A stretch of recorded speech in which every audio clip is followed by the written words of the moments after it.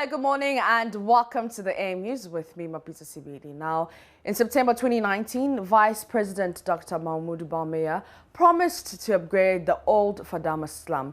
He told the people, and to quote him, Nana Akufo-Addo says, I should tell you that the services we give to the people of East Legon, we should give the same services to the people of Agboboloshi. End quote. Now, 22 months later, the people are appealing to the Vice President to honor his promise. Jojo Kwabena has more in the following story. Akufo-Addo say, the services are Yedima East Legon. Let us give the same services to Agboboloshi. The crowd hyped on adrenaline and fighting for space just to catch a glimpse of the Vice President chant and scream their lungs out. The Vice President, who knows how to charm the crowd, again feeds on their energy and added, the lives of the people of Agboboloshi matter as much as the lives of the people of East Legon or cantonments. Yeba to solve problems. Kampa wants it, Kampa wants it. Kampa on yet. After obeying Podi Bumpa in Hushe. Old Fadama is expanding rapidly, almost bursting at its seams, and a major threat to the existence of the Kole Lagoon. It has over 120,000 residents squeezed on less than half a square mile. This community used to be a yam market and also a host to a small population of Ghanaians fleeing ethnic conflict. Now it is sprawling urban slum, hungry for basic infrastructure. A town located at the center of Accra is a congregation of kiosk, wooden structures and corrugated roofing sheets. In here are Accra's urban poor and ambitious young people who have traveled from across the country brimming with hope to make a living and lift themselves and their family out of poverty. They come eager to make it in life, but only to realize that the grass isn't always greener in Accra.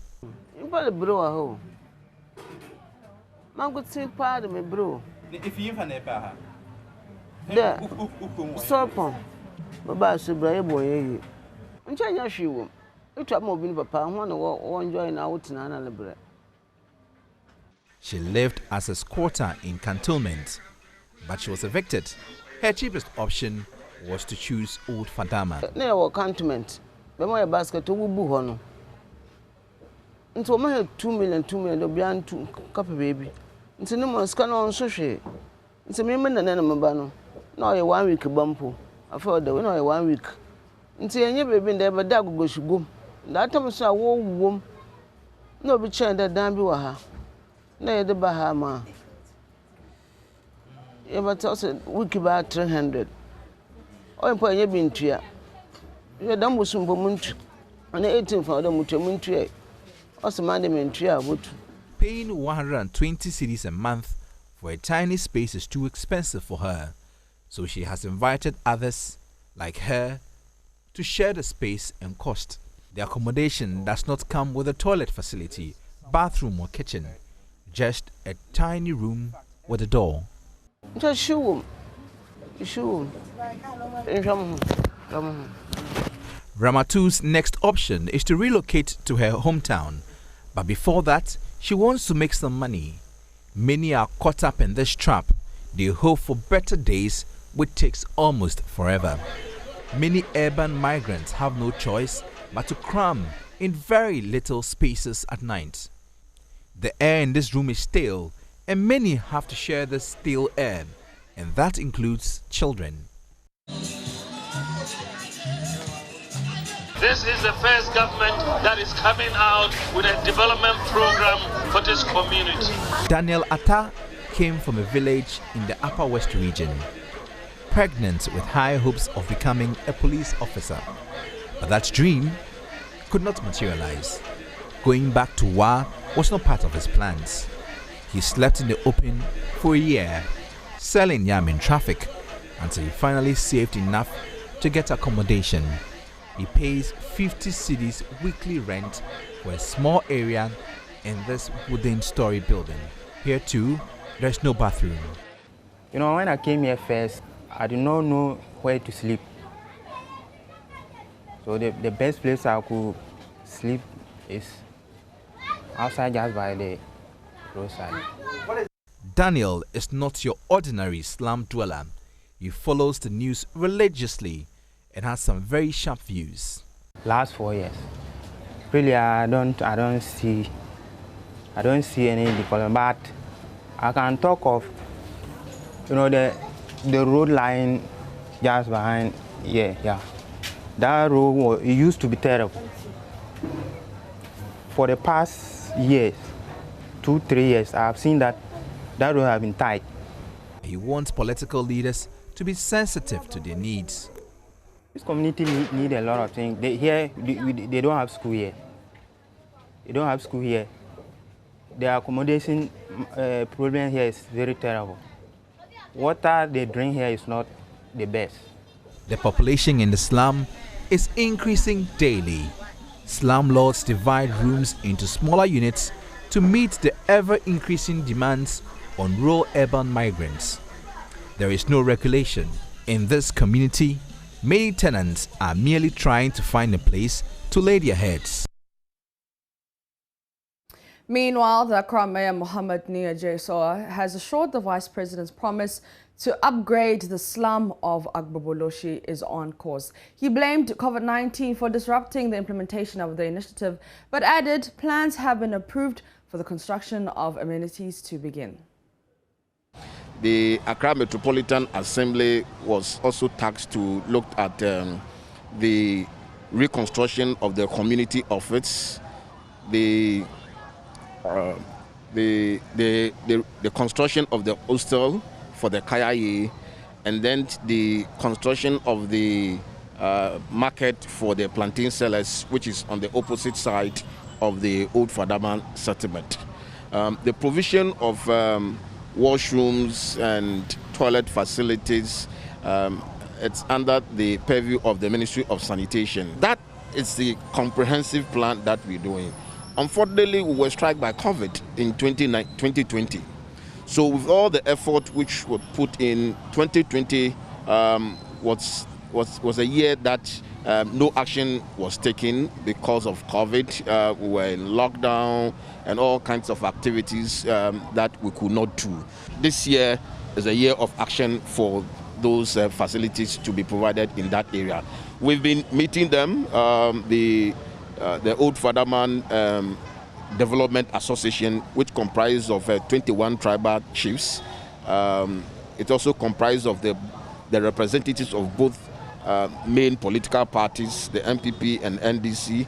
It's their own association that they have that will work with them in that community. And they've not been kept in the dark. They've been kept in the know at every step on their way. Just about last week, we met them and then we gave them a briefing as to where we have gotten to.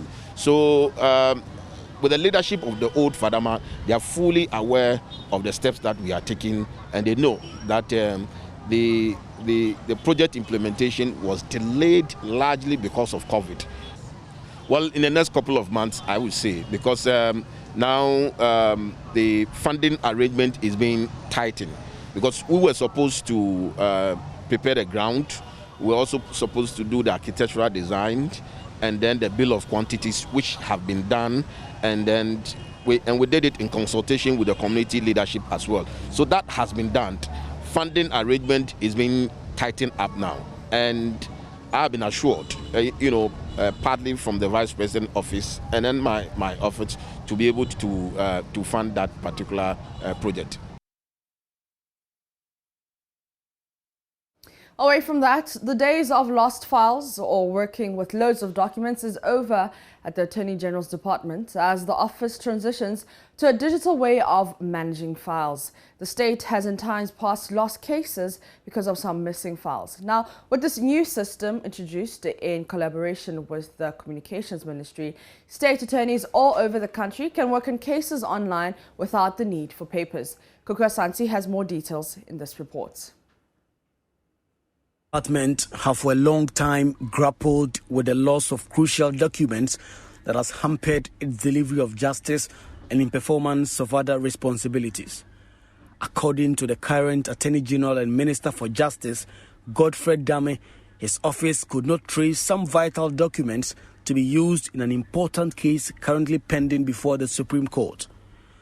There have also been several instances when state attorneys have appeared in court and lamented loss of documents leading to acquittals and sometimes judgment deaths against the state. The department has now partnered the Communications Ministry to develop a system which has been touted as the game changer and one which will improve data management at the Office of the Attorney General. Attorney General Godfrey Adame has been explaining this new system to senior officers of his ministry at a 2-day training workshop which opened Monday at Aqua Safari in Adan. The problems that we've encountered in our data sharing, data management, and information management in the Office of Attorney General are legendary. And most of the time, we are actually made the object of ridicule as a result of files getting lost and our failure to trace very vital information, most of which being dates back to decades ago.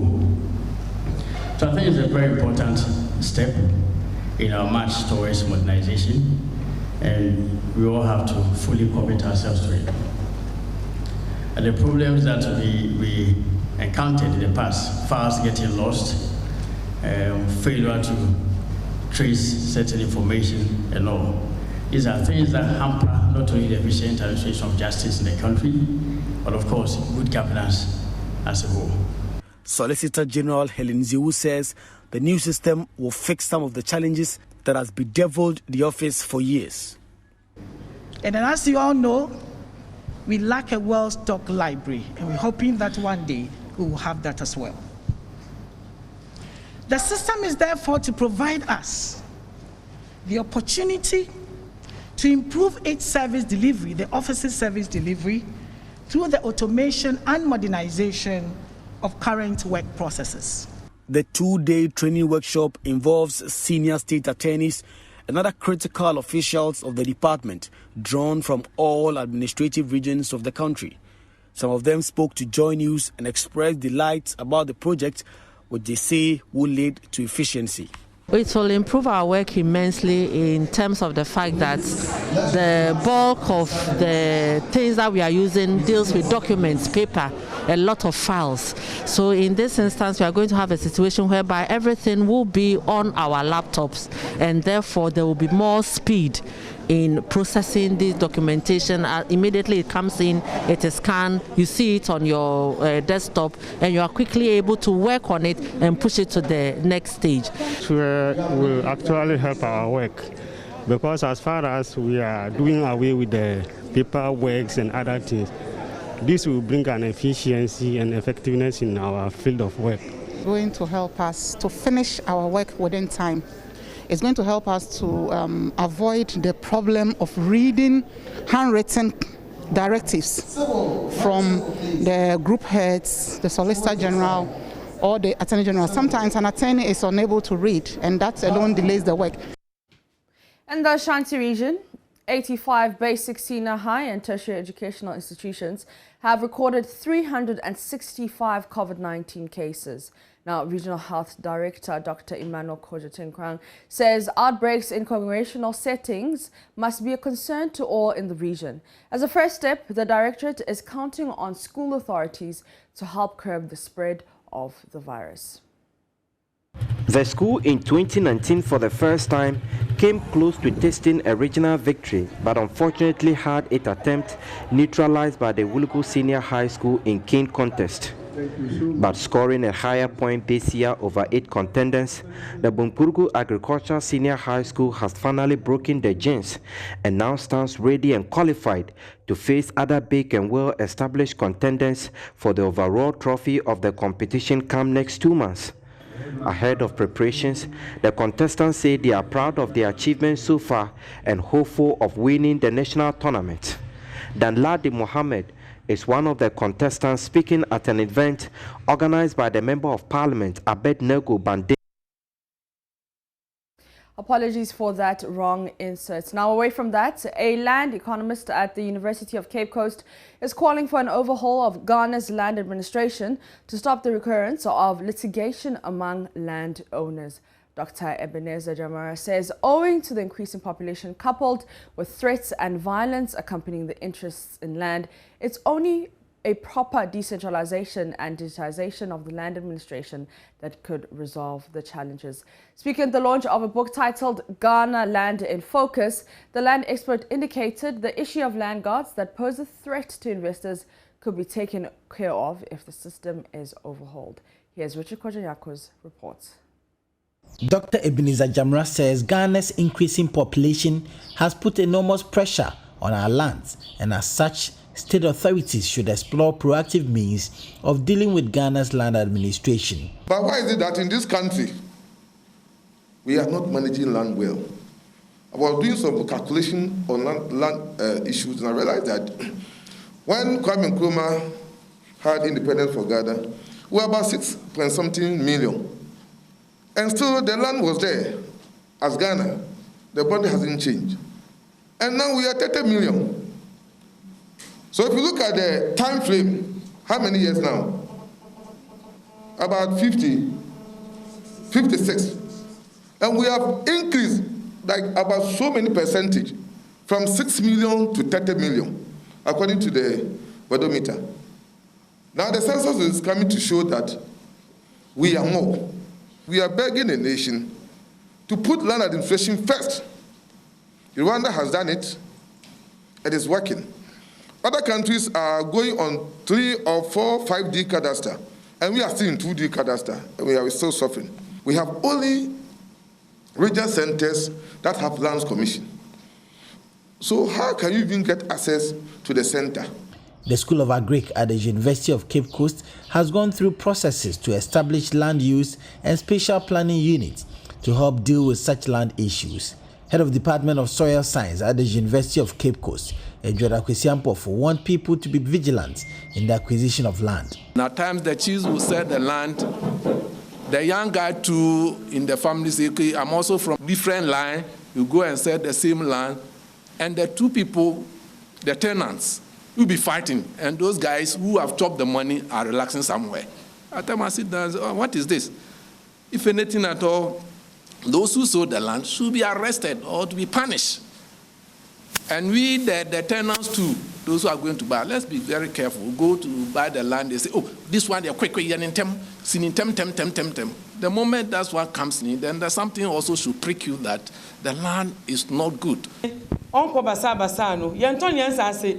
Menadwa Edufo, the second overlord of Gomoa Dego, and Apomzihin of the Gomoa Achampin traditional area, is encouraging prospective land users not to rush into acquiring land, but seek proper guidance and use the right processes to acquire the land. The Ghana Land in Focus is a book on Ghana's land administration, and this has been translated into several Ghanaian languages and uploaded on YouTube to enable many to access them for educational purposes before they acquire land. Richard Kojanyako's, Joy News, Cape Coast. And that's how we end the AM News. My name is Mapisa CBD. For more news, you can log on to myjoyonline.com. The AM show continues.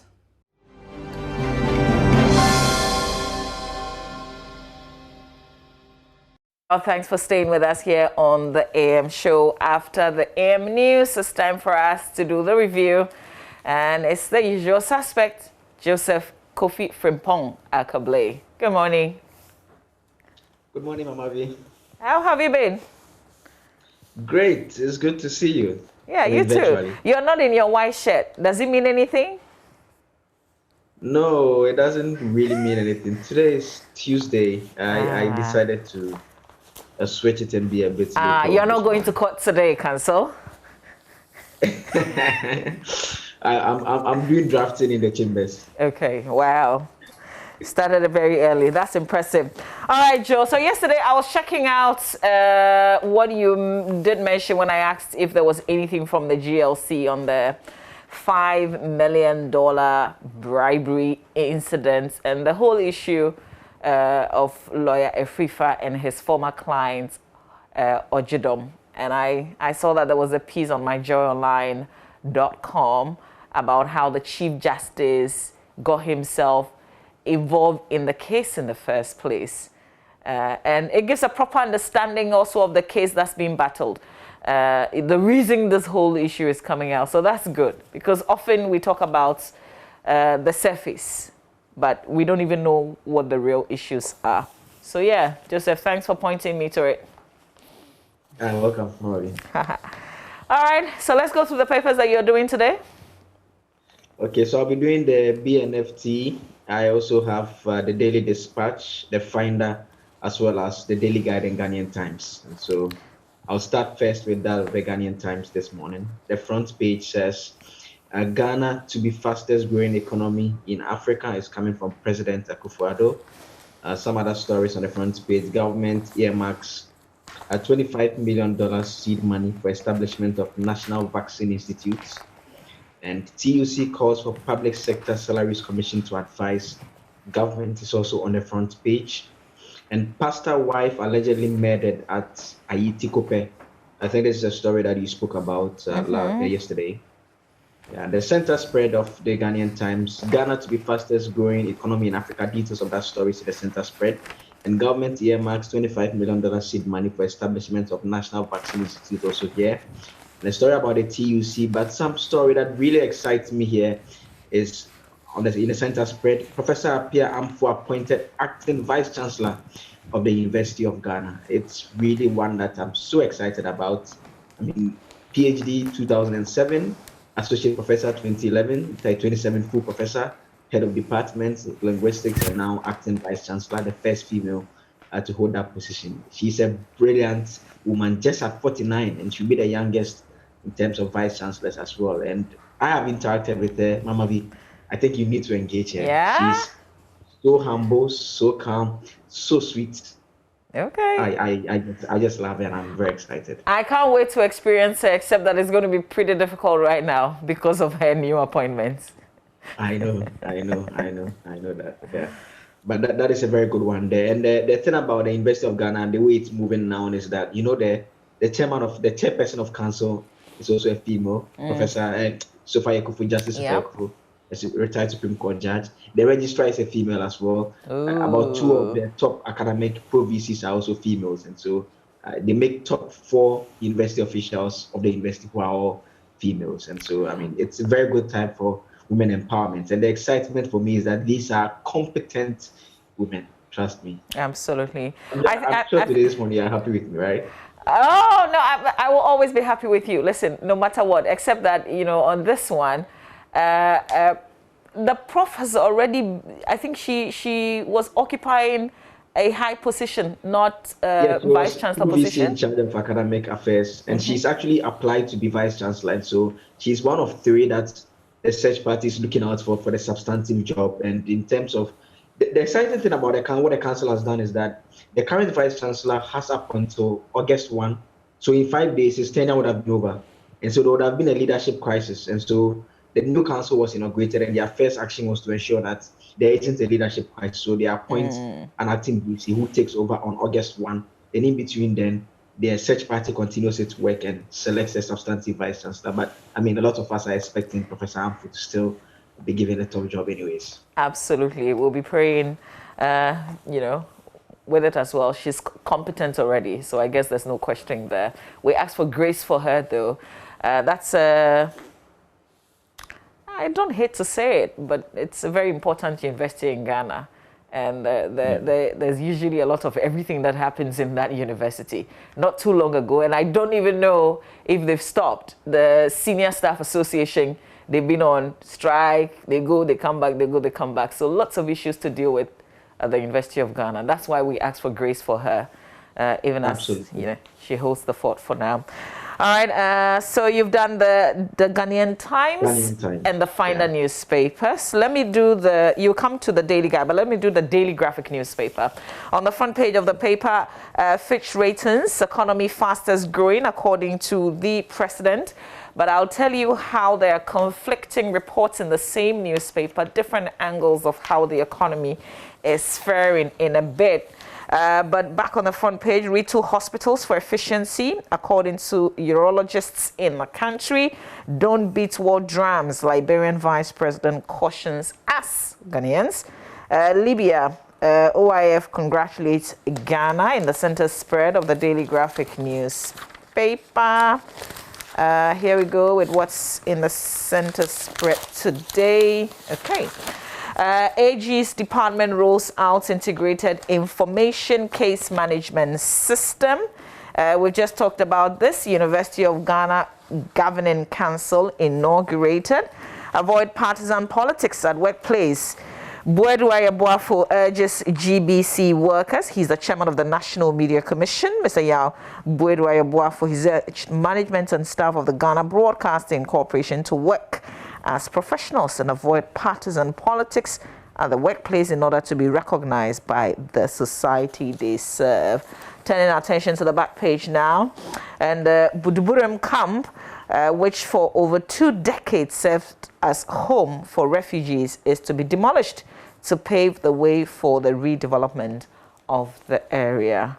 And then the construction of the Anyang Kwanta to Obuasi Road is 80% complete, according to resident engineer of the Ghana Highway Authority, Ernest Owusu Ansa. The completed work represents 23 kilometers of the 28-kilometer road, with the remaining 5 kilometers still under construction. So that's an update right there in the Daily Graphic newspaper. Today, let me do the Daily Dispatch newspaper. Front page of the Dispatch, National Interest Movement Agenda.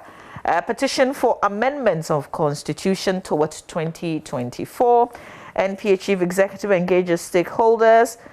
Stop press. Passengers without masks to be asked to get down from vehicles.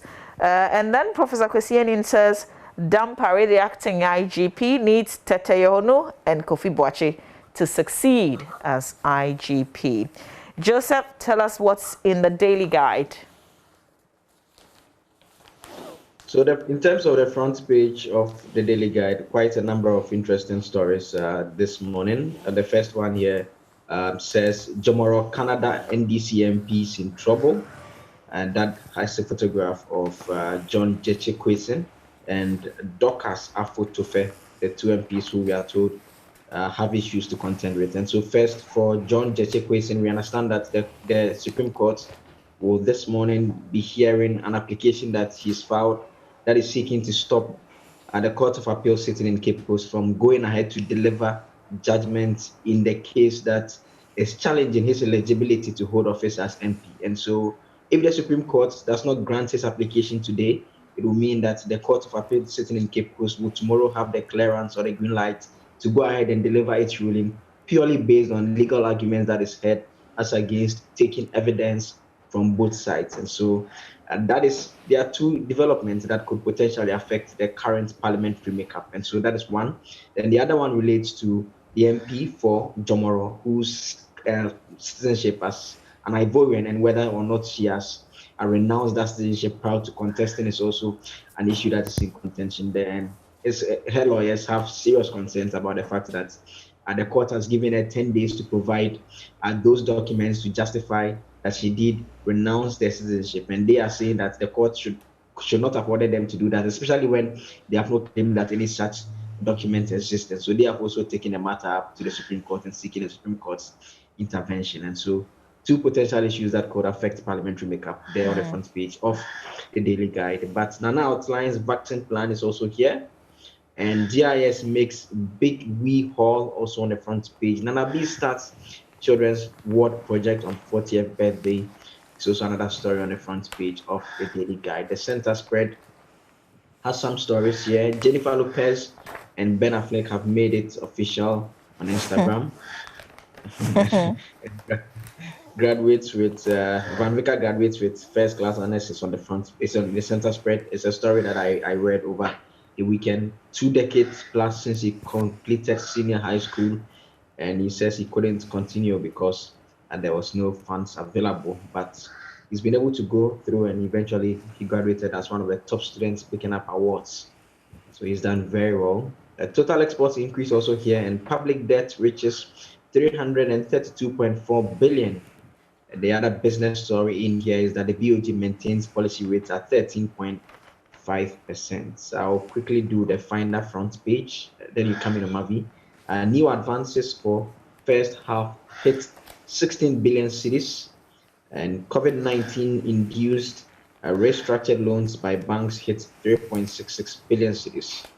And government to rebuild 5.4-kilometer road leading to Tanker Park at Tor. That is according to the NPA boss, Dr. Mustafa Hamid. And Nanabi cut short for the construction of 30-bed children's ward on his 40th birthday. A new minimum wage was to save layoffs. Others, that's according to the TUC. And the last one here will be EcoBank CEO tops bank CEOs media visibility ranking. IBNA research putting that one out there. All right, let's do the Business and Financial Times. On the front page, Invest's core eHub launched to enhance client services. 47 public enterprises failed to submit financials to government in 6 years. Bank of Ghana keeps policy rates over increasing debt stock. Inflation and CSOs in the agri call for lower usage of fertilizer to protect environment. Well, there's a whole issue with fertilizer these days. With the subsidized fertilizer, we're told prices have been increased. Farmers are not even getting the subsidized fertilizer in the first place. We're told that's because government owes those who would be distributing the fertilizer usually. So I'm not sure if this call for lower usage of fertilizer, well, I guess farmers will be forced to use it because they're not even getting it, or it is expensive what is on the market. Not for this purpose that the CSOs are calling for. Perhaps, I'm just thinking.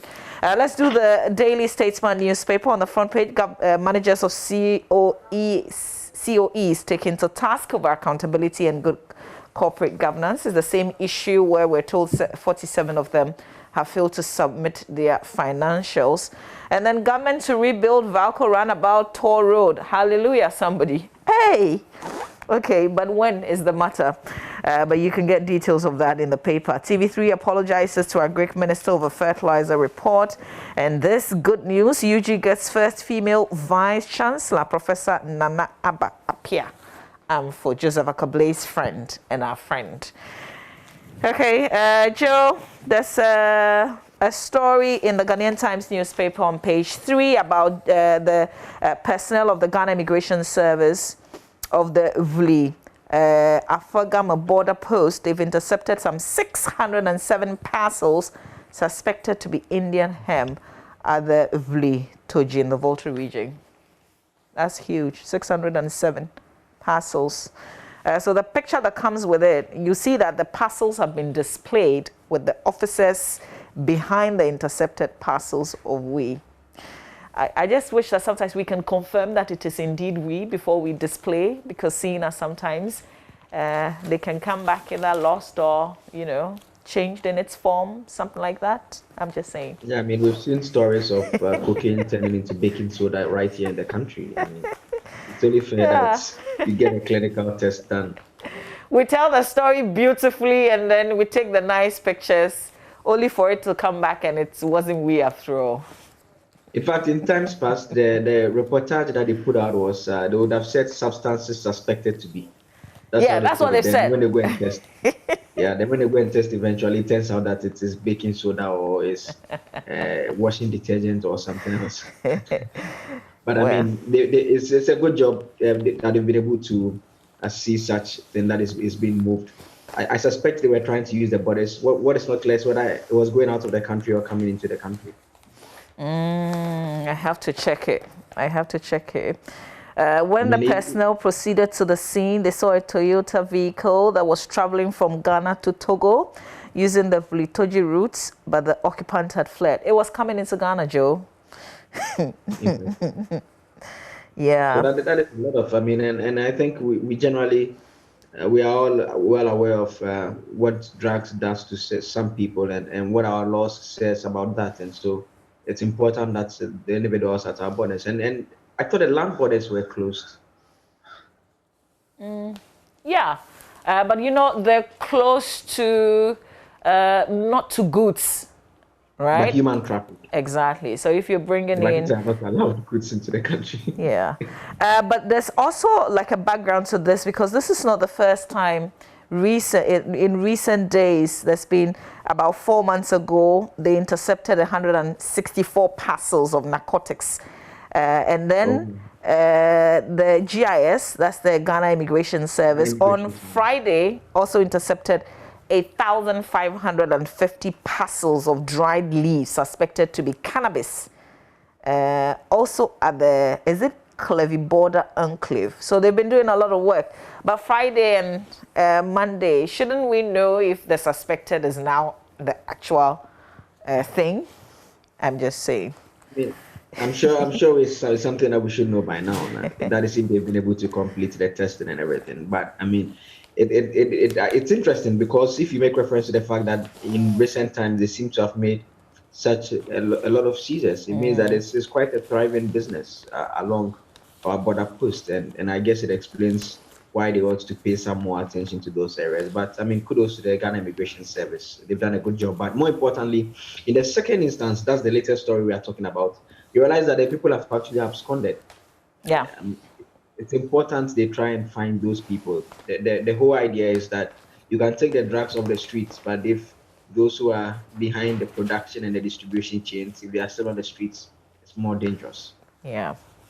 Okay, so I wanted to share different angles of the economy in the Daily Graphic newspaper. So first, what's on the front page? What's the president's been saying? Fitch Rating Agency has projected Ghana to be the fastest growing economy in sub-Saharan Africa as it emerges strongly from the COVID-19 pandemic. This was a disclosure made by the president. But fast forward in the same newspaper, I want to go to what the minority in parliament did yesterday. But even before that, if you go to page 39, still in the Daily Graphic newspaper, it says revenue collection has remained sluggish in the first 5 months of the year in spite of a marked recovery in economic activities and the introduction of new taxes this year. So data from the Bank of Ghana showed that total revenue and grants amounted to 22.6 billion Ghana cedis in the first 5 months of the year compared to the same period in 2020 when it was 20.26 or 26 billion, equivalent to 5% of GDP. Now, the central bank said in its Monetary Policy Committee statement issued yesterday that the outturn for the first 5 months of the year was below the projected amount of 26 billion Ghana cedis, equivalent to 6% of GDP. There's also an economist and a researcher, Dr. Said Bwache, who said that the provisional data showed that the government would not be able to meet its revenue targets for the year, and that could impact negatively on the deficit target for 2021. But just the same page, the Monetary Policy Committee has maintained its benchmark rate, the policy rate at 13.5%. There's one more angle, which is the minorities angle, because there was an event yesterday. So the maiden edition of the Ranking Members Forum's series of policy dialogues in Accra yesterday, where the ranking member of Parliament Finance Committee, Dr. Kesel Atoforsen, observed that the country's debt sustainability indicators put the country in the category of a heavily indebted poor country. Accusing the government of reckless borrowing and poor fiscal mismanagement, Dr. Forsen warned of possible neglect of the country by both the bond and domestic markets if the government failed to act immediately to address the prevailing situation. Just different angles of, takes on the economy. Joe, I don't know if there's anything that you want to say in this regard. I think yesterday someone sent me an image of the dollar to the cedi. It's about 5.92 now. It's into closer to 6 cedis. I mean, I think for economic figures generally, you can always pick and choose which ones look a certain way. But the fact of the matter is that, I mean, in the last couple of weeks, we all buy fuel. I mean, fuel is so expensive now, and I don't know how it works. The more expensive it is, the faster it runs. Maybe it's just our minds working. But I mean, it's a tough time generally, and it's very difficult to put the entire blame at the doorstep of government, because we cannot be ignorant of what COVID-19 did. But that notwithstanding, we know that there are measures that have been taken that affect us a lot. And that is how come people have issues that within the same period, we are paying so much money to our public officials and their spouses, and we have to shout about this for them to even refund the money, and also giving car loans to MPs, and they are even saying, okay, the car loans are even not enough. They actually want cars to be bought for them as public officers, among others. And so the conversation generally is that when it comes to the ordinary Ghanaian, no matter how tight the economic situation is, there's a way that government takes taxes from us anyways. But when it comes to the public officials, no matter how worse of an economic situation we find ourselves in, we always have an avenue to make them comfortable anyways, with that same taxes that we pick from these individuals. And that is the story that a lot of people can connect to. This is a purely, social discussion that we can all dispassionately agree to, that our decisions that we take tend to be very harsh towards the ordinary citizens. And that is the point that we must all get to and address, that, look, times are really hard, but we must make things better for all of us. There are some teacher unions who want more pay. I'll come to that when we do myjoyonline.com. But is there a story that you want to highlight, Joe? I think virtually we've touched on the key stories so far already. Okay.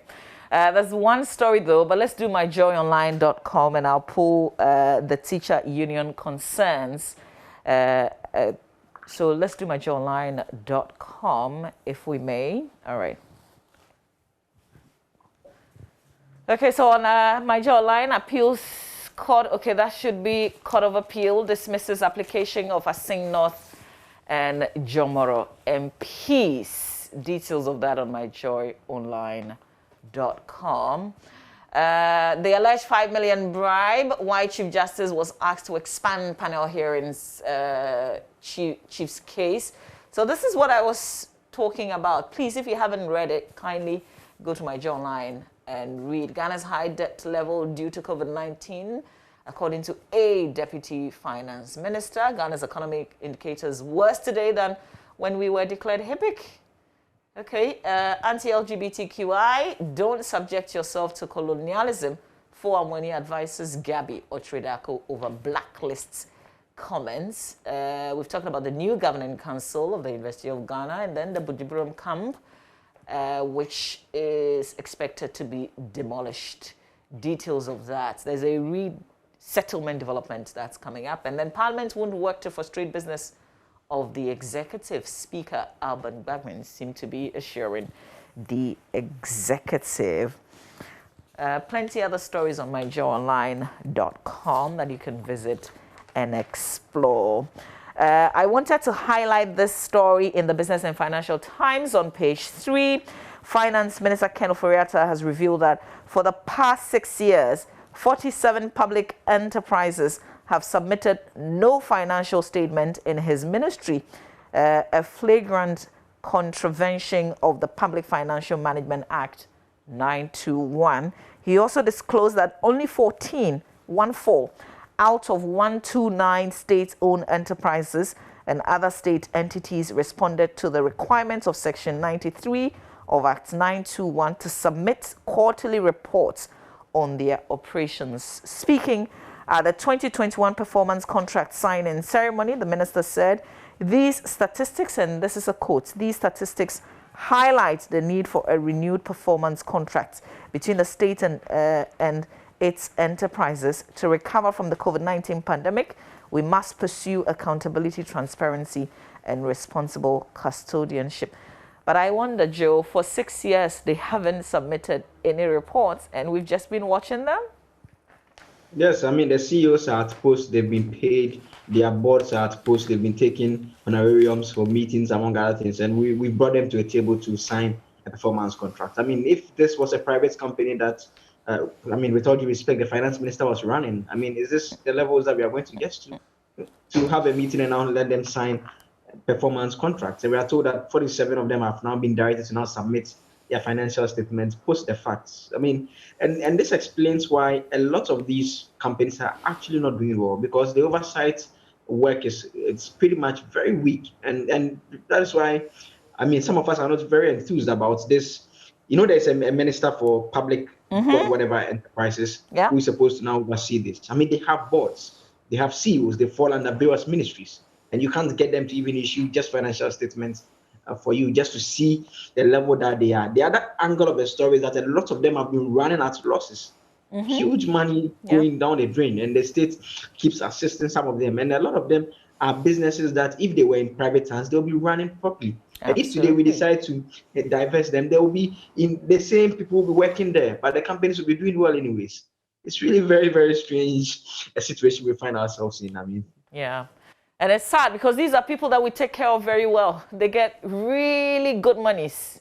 You should check how much their salaries are higher paid. than the president and the vice president, our CEOs of the state-owned enterprises. Yeah.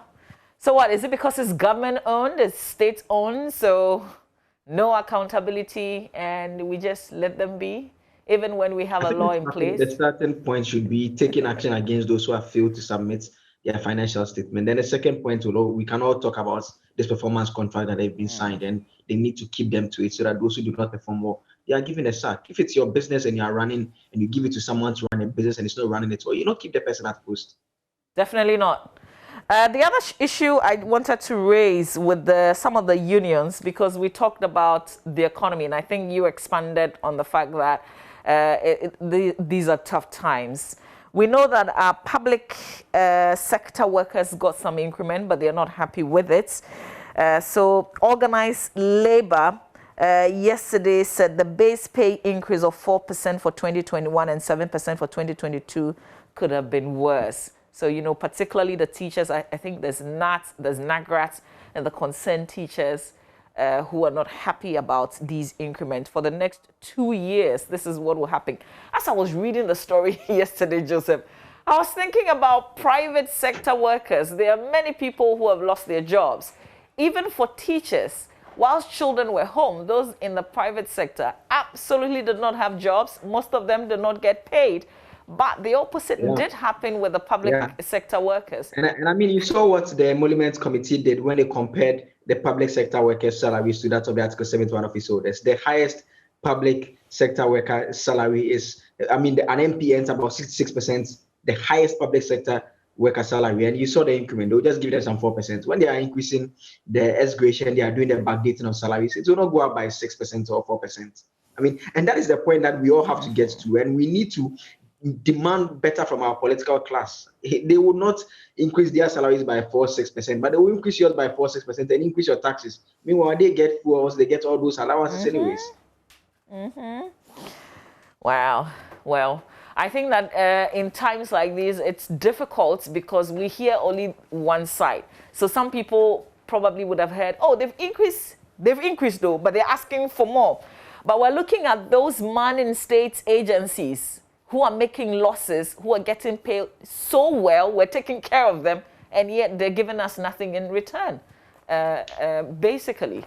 And then we will not empathize with these teachers who are asking for more. So you see, it's not, there's no equity here. I mean, there's no equality as well.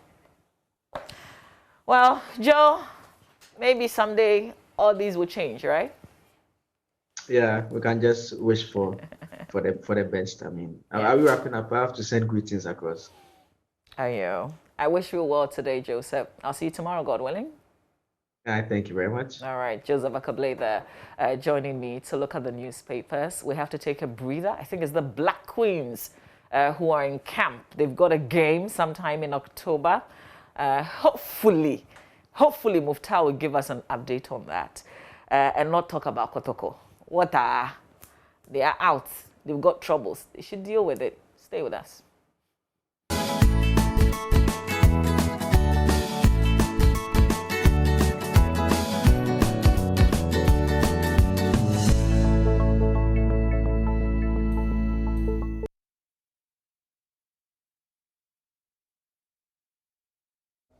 Since losing the Super Clash against their rivals at the Accra Sports Stadium, Kumasi Asante Kotoko have not picked a single win, and their head coach, Malena Barreto, has called on the leadership to investigate to find out why the club has not won a single match since March 31 in the Ghana Premier League in all competitions.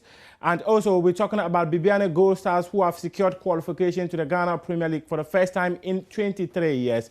And there's a brilliant story about their journey genesis for this entire 23 years. And also, the biggest story coming in from the Olympics is that Naomi Osaka has been eliminated after losing her tie just some moments ago. We also talk about RTU. What are some of the challenges that they encountered in their bid to qualify for the Ghana Premier League? We hear from their head coach, Ibrahim Tanko, who has been speaking to George Ado Jr. I am Muftau Nabila Ablai, and this is AM Sports on the AM Show. Let's start with Kumasi Asante Kotoko, who have not won a single game in all competitions since losing to Accra House of Oak on March 31 in the Ghana Premier League. Well, their head coach, Marina Barreto, has called on the management and the board of the club to investigate to find out why the club has not won a single match in 5 attempts. In the last match, some strange things happened. I already told these people have to investigate what happened and have to punish who should be punished. All right. So now we are going to analyze what happens. Sure. These things is to the board of Kotoko. Okay. All right. A study to never more can happen in Kotoko. In Kotoko again. Because Kotoko is a big name, is one of the biggest clubs in Africa. And what happens this season, I hope never happens for any player and for any staffing coach. Okay. Now let's talk about RTU, who secured qualification to the Ghana Premier League for the first time since 2012-2013 campaign, when they were relegated from the competition. Head coach of the team, Ibrahim Tanko, has been enumerating the challenges he encountered since he took over the club. But despite these challenges, they've been able to secure qualification into the country's domestic competition. Let's talk about the kind of challenge you had inside Tamale, because inside Tamale alone, you had 2 good teams like Tamale City and Steadfast FC, who gave you a serious run for your money. How was the competition in Tamale like? Yes, I mean it was highly good in the sense that their existence really motivated us to work beyond our expectation, because they are doing well. And RTU being an old team, you don't have to relax. You also have to redouble your effort. So that was the secret. In actual fact, they really helped our cause. And you really had to push to get the stuff down. Tell me about the away travels. I realized that the away travels were not easy, even though it was competitive in Tamale, like we can say, but the away travels were not easy. Tell me about the away travels. Yes, the away travel, the challenges, I mean, were that playing against the teams there was difficult, especially in the Brown Afro region.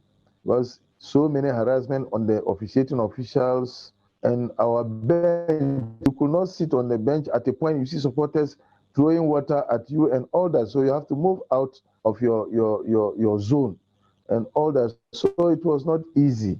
I mean, being an away team, to win a match there is not an easy task. So we thrive. Well, we're resolute. And the boys were really resolute. I mean, that we had to qualify, because when you look at the teams there, they play well, but I mean, our strength was beyond some of them who could handle us. So, RTU back to the Ghana Premier League for the first time in 8 years. Let's talk about Bibiani Gold Stars. After struggling for over 23 years in the lower ranks of Ghana football, Bibiani Gold Stars have qualified to compete in the Ghana Premier League for the first time in their history. The team, previously known as Complex Stars, changed its name to Bibiani Gold Stars in 1998 when Mensim Gold Mines took over the run of the club. After narrowly missing out on qualifying for the elite division on a number of occasions, luck finally smiled on the Western North Region club, paving the way for their qualification with 5 matches to spare. Lava Fem's Delali Atiase has more in this special report. Coach Kobena Mensah made the Gold Star story complete after guiding the Bibiani-based club to their first ever Premiership participation.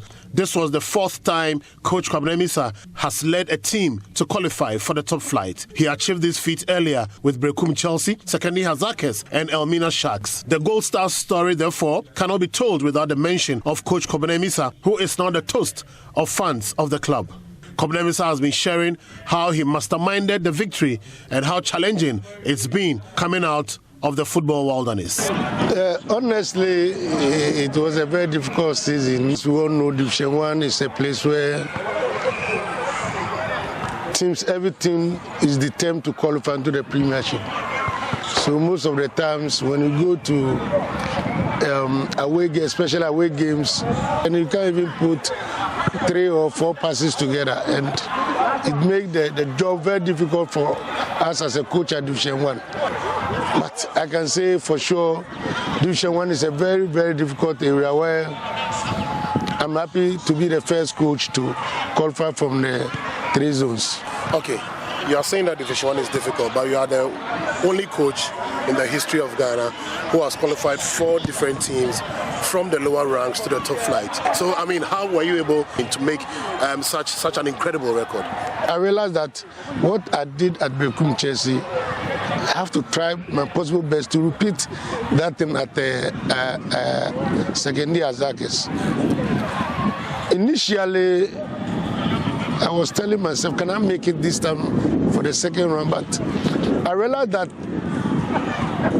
in Division 1, you don't need too much kind of procession, which most of the teams I play with try to do that. But as I told you earlier on, that putting 3 or 4 or 5 passes together in some kind of pitches is difficult. So I adopted a strategy by myself that just players, let's cross the center before we do the possession. Because on our side, any player who tries to do possession, maybe you can fumble with the ball because the pitch is not all that good. So let's cross the center line and keep the possession over there. And then I give them the instruction, particular instruction, and my players listen to me. So when they get there, you see they enjoy the game. But when we are in a half and you are a spectator, you not enjoy my team because we don't have much time at the back. The much time we need to spend is to be at the opponent attacking third. There you enjoy it because... So you were using this strategy from with all the 4 clubs that you qualified from there. Exactly. And that is where most of the coaches in Manzo doesn't realize that. That's your trick. That's exactly my strategy. Behind us is your current squad. Tell me about them. How strong are they to compete in the Premiership next season? Football is won by strategy. Even the highest division, the Champions League, you need strategy. You do something to outwit your other colleague on the other bench so that at the end of the day, the important thing is the win. So my players, if I can say, they understand my philosophy. I believe in honesty that when it comes to technique, individual brilliant, my team is, they are very good. One player whose key role propelled the team's qualification to the Premiership is striker Prince Kwabena Owusu, who scored 19 goals to win the top goal scorer award of the National Division 1 League. Prince says his target is to win the Ghana Premier League top scorer award in the coming season. It's about determination because I travel outside. Okay. So I was coming here, all of them are expecting me to do more because I'm a striker. So in the season, I pray to God that He should give me a good season, and so far, I've done my best as a striker. Yeah, I've prepared so good, so hard because first division is different from Premier. Because in the Premier, it's not much that intensive in the Division 1, so I'm fully prepared for the Premier League. So I'm going to play very, very hard to take a good king as next season Premier League. The Gold Star story will be incomplete without a mention of Mensim Gold Mines, which has been the team's financial backbone since 1998. General Manager of Mensim Mines, Mr. Bennett Kunchebe, is happy their target has eventually been achieved. Despite all the frustrations we had in we played about 2 middle leagues. We never got there, but we didn't give up. And really, yes, our target was one day we will be there, and we have got there now. The Corporate and Social Responsibility Manager of Mensim Mines, Emmanuel Edu, is happy the achievements have finally been rewarded.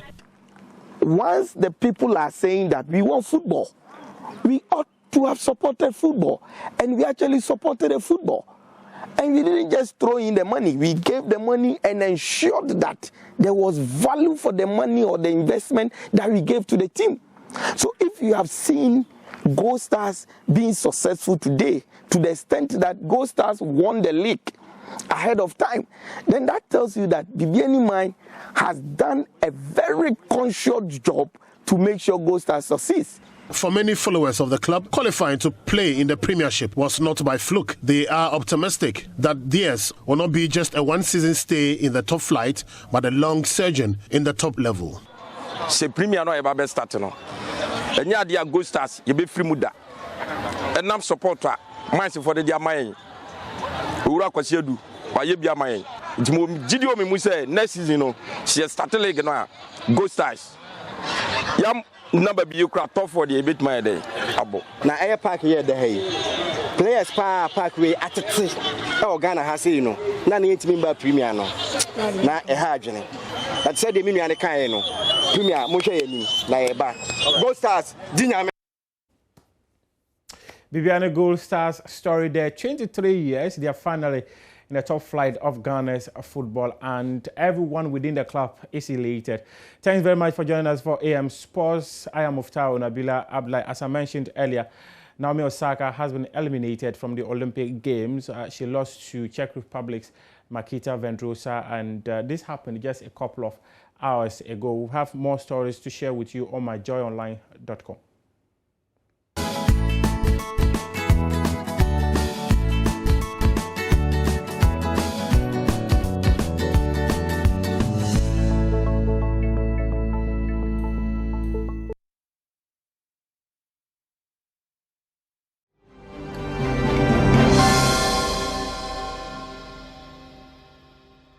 Hello there again. Welcome to AM Talk.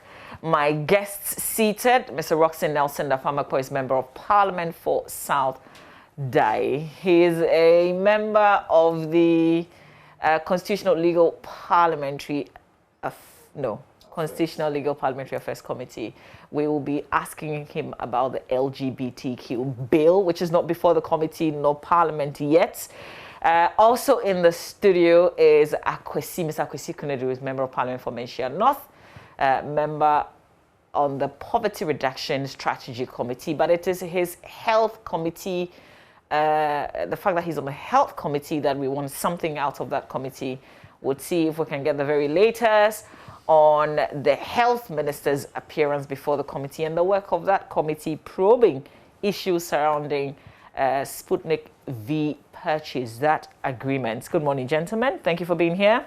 Good morning, Mama V. Good morning, Mama V. Good morning to Agusi.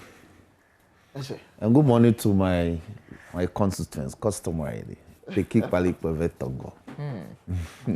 I guess to your constituents as well. Yes, Mama. The good people of Menchia North, you know. Okay. And my two district police commanders and my Okada boys, they know why. You have Okada guys? Oh, yes, you maintain them, you try and put them into groups. Really? Is that legal, though? Well, yes, if you are able to operate within the confines of the law. Is it? Yes. So okay. You get them registered, you get them insurance. Ah. Yes. Okay, I know. I come from a very rural constituency, don't forget. I know. And my roads are in a horrendous state. Still. So we use the motorbikes a lot. I can understand. Let's talk about, we know that if this bill that's has been making the rounds, a lot of people have been talking about it. We have been talking about it certainly even on our show. The LGBTQI+ bill. If it comes to the floor, if it is introduced to Parliament, it would certainly be referred to your committee. At least that's what we're hoping. What do you know about it so far? Well, good morning once again. I'm one of the promoters. Oh, so you're part of the Men's Fellowship? The Christian Men's Fellowship in Parliament? What does that mean? Oh, because, you know, that's where... No, I think that too is wrong. There's a lot of propaganda being churned out. And is it? Yeah, it's... Okay. You see, this is a bill that we are seeking to promote, as it were, from a lot of consultations that we have had. And we need to settle this matter once and for all. Why? Because persons are arrested for supposedly breaching the relevant provisions of Act 29, which is the the Criminal Code and Other Offences Act, and they will tell you that the law is not clear. Haven't you heard that? Many times. Yes, the law is not clear. And so how do we clarify the law? So this is to clarify the law. Look, Mama, there are some very, very senior persons, people who have voice in this country, and are against this bill. And I've heard them. For instance, yesterday I heard Professor Jiwan Buwedi say a lot of things. Mama, are we saying we should allow people who decide to have sex with animals in this country because they have rights? Isn't that why this is a democracy? You would have Mama, it's a democracy. That is, people also believe in other things. Exactly. So we should allow a group of prostitutes. We all know prostitution takes place, but it's a criminal act. So we should allow persons who decide to engage in prostitution, form an association, and tomorrow come and tell us that they have rights. We should allow a group of people who decide to have sex with animals, form an association, and go to my child in her school and try and indoctrinate her that tomorrow when she grows up, she should take the decision of having something to do with animals. Indeed, the LGBT plus thing is no gayism. It's only a small component of it. Everybody thinks that it's about gays and lesbians. No. There's a P, there's a A, there's a T, there's an I, and they are still telling us that there's a plus. It's an endless group. So people should relax. They should read the bill. They haven't read the bill. They are being carried away by emotions. They should take their time, read the bill, and see exactly the issues that we... What do you make of the tag that's been given to anti-LGBTQI plus bill? There's nothing anti about it. And so we find it very strange for people to label it anti-LGBT. Is there anything like anti-vigilantism? Vigilantism already, and landguardism already is a prescribed offense under our Criminal Offences Act. But when the menace became so pervasive in society, or in the peri-urban and urban areas, and we were overwhelmed, and the police couldn't simply be proceeding under Act 39, what did we do as a country? We came to Parliament to enact a law specifically to govern that activity. Since we've done that, some of us have had issues with the full implementation, but it has kept it a bit.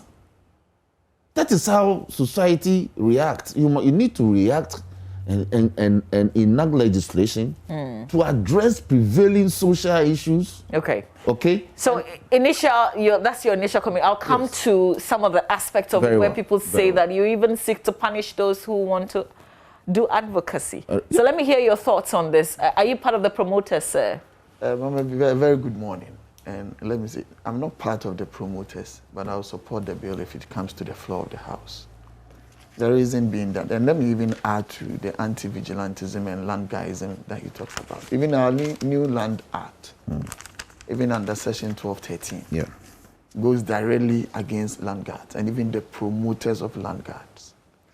I mean, so I don't see anything wrong that as a society, if we want to protect certain social and cultural values, we must be seen as being anti those individuals. You talked about it that we are in a democracy. Yes, that is why we should also be governed by laws and rules. Nobody has a problem, technically, with anybody who would want to engage in a certain activity that the person may feel that a person has a right or a preference towards. But remember when there was this introduction of this curriculum in our schools? Look at the uproar. CSE. CSE. Almost every single person went up in arms against that. So why should it? Because at the end of the day, it was being said, but it was a gradual introduction of some of these, what we may term as queer preferences, into the lives of our young ones. But social phenomenon and how people try to push it into society. In fact, the Q in the LGBTQ. Yeah, it is queer. People try to pull some of these social phenomena that they would want to have accepted in society through some of these ways of trying to push them out there. We start talking about it. I have even said that if it's possible for us, we probably should not even give airtime for the discussion of it. Because the more we discuss... Whether for or against? Yeah, whether for or against, we give a blackout on that. We should not give people an opportunity to articulate certain things. Isn't that what we've been doing all these years, and now we see that they actually have a base? Yes, it's because we've given them an opportunity to be articulating these things. I thought it's because we've gone very quiet. No. We've pretended that that does not exist. That is why they've come back, because we are giving them an opportunity to articulate their views. That is why they even have the effrontery to So they say, are first trained. Yeah, they are first trained. That they would want to even have association now. They go about having lunches and the rest. And now it would one day... They have an office. Yeah, you look at that. They've acquired a property. So what would happen is that now it's becoming, oh, who are they? Oh, why are you antagonizing them? Oh, leave them. Oh, I mean, it's their preference, it's their choice. But your choice must also be guided under a democracy. Otherwise, at the end of the day, just as my brother said, you'd have these association of, say, prostitutes, you have association of, say, armed robbers, you have an association of all of these individuals, because they also have a choice and a preference. And we are in a democracy. Must we lead them? We must be going back to the foundations of our society and make sure that those institutions of our society are well protected and engraved in our heart and in our minds. Otherwise, we will not have a future. I mean, that is the problem. You see, for those individuals who are even seen outside this country, who do not even understand the traditional setup of our society and the social and cultural norms, also have certain things that they've guarded against all these years.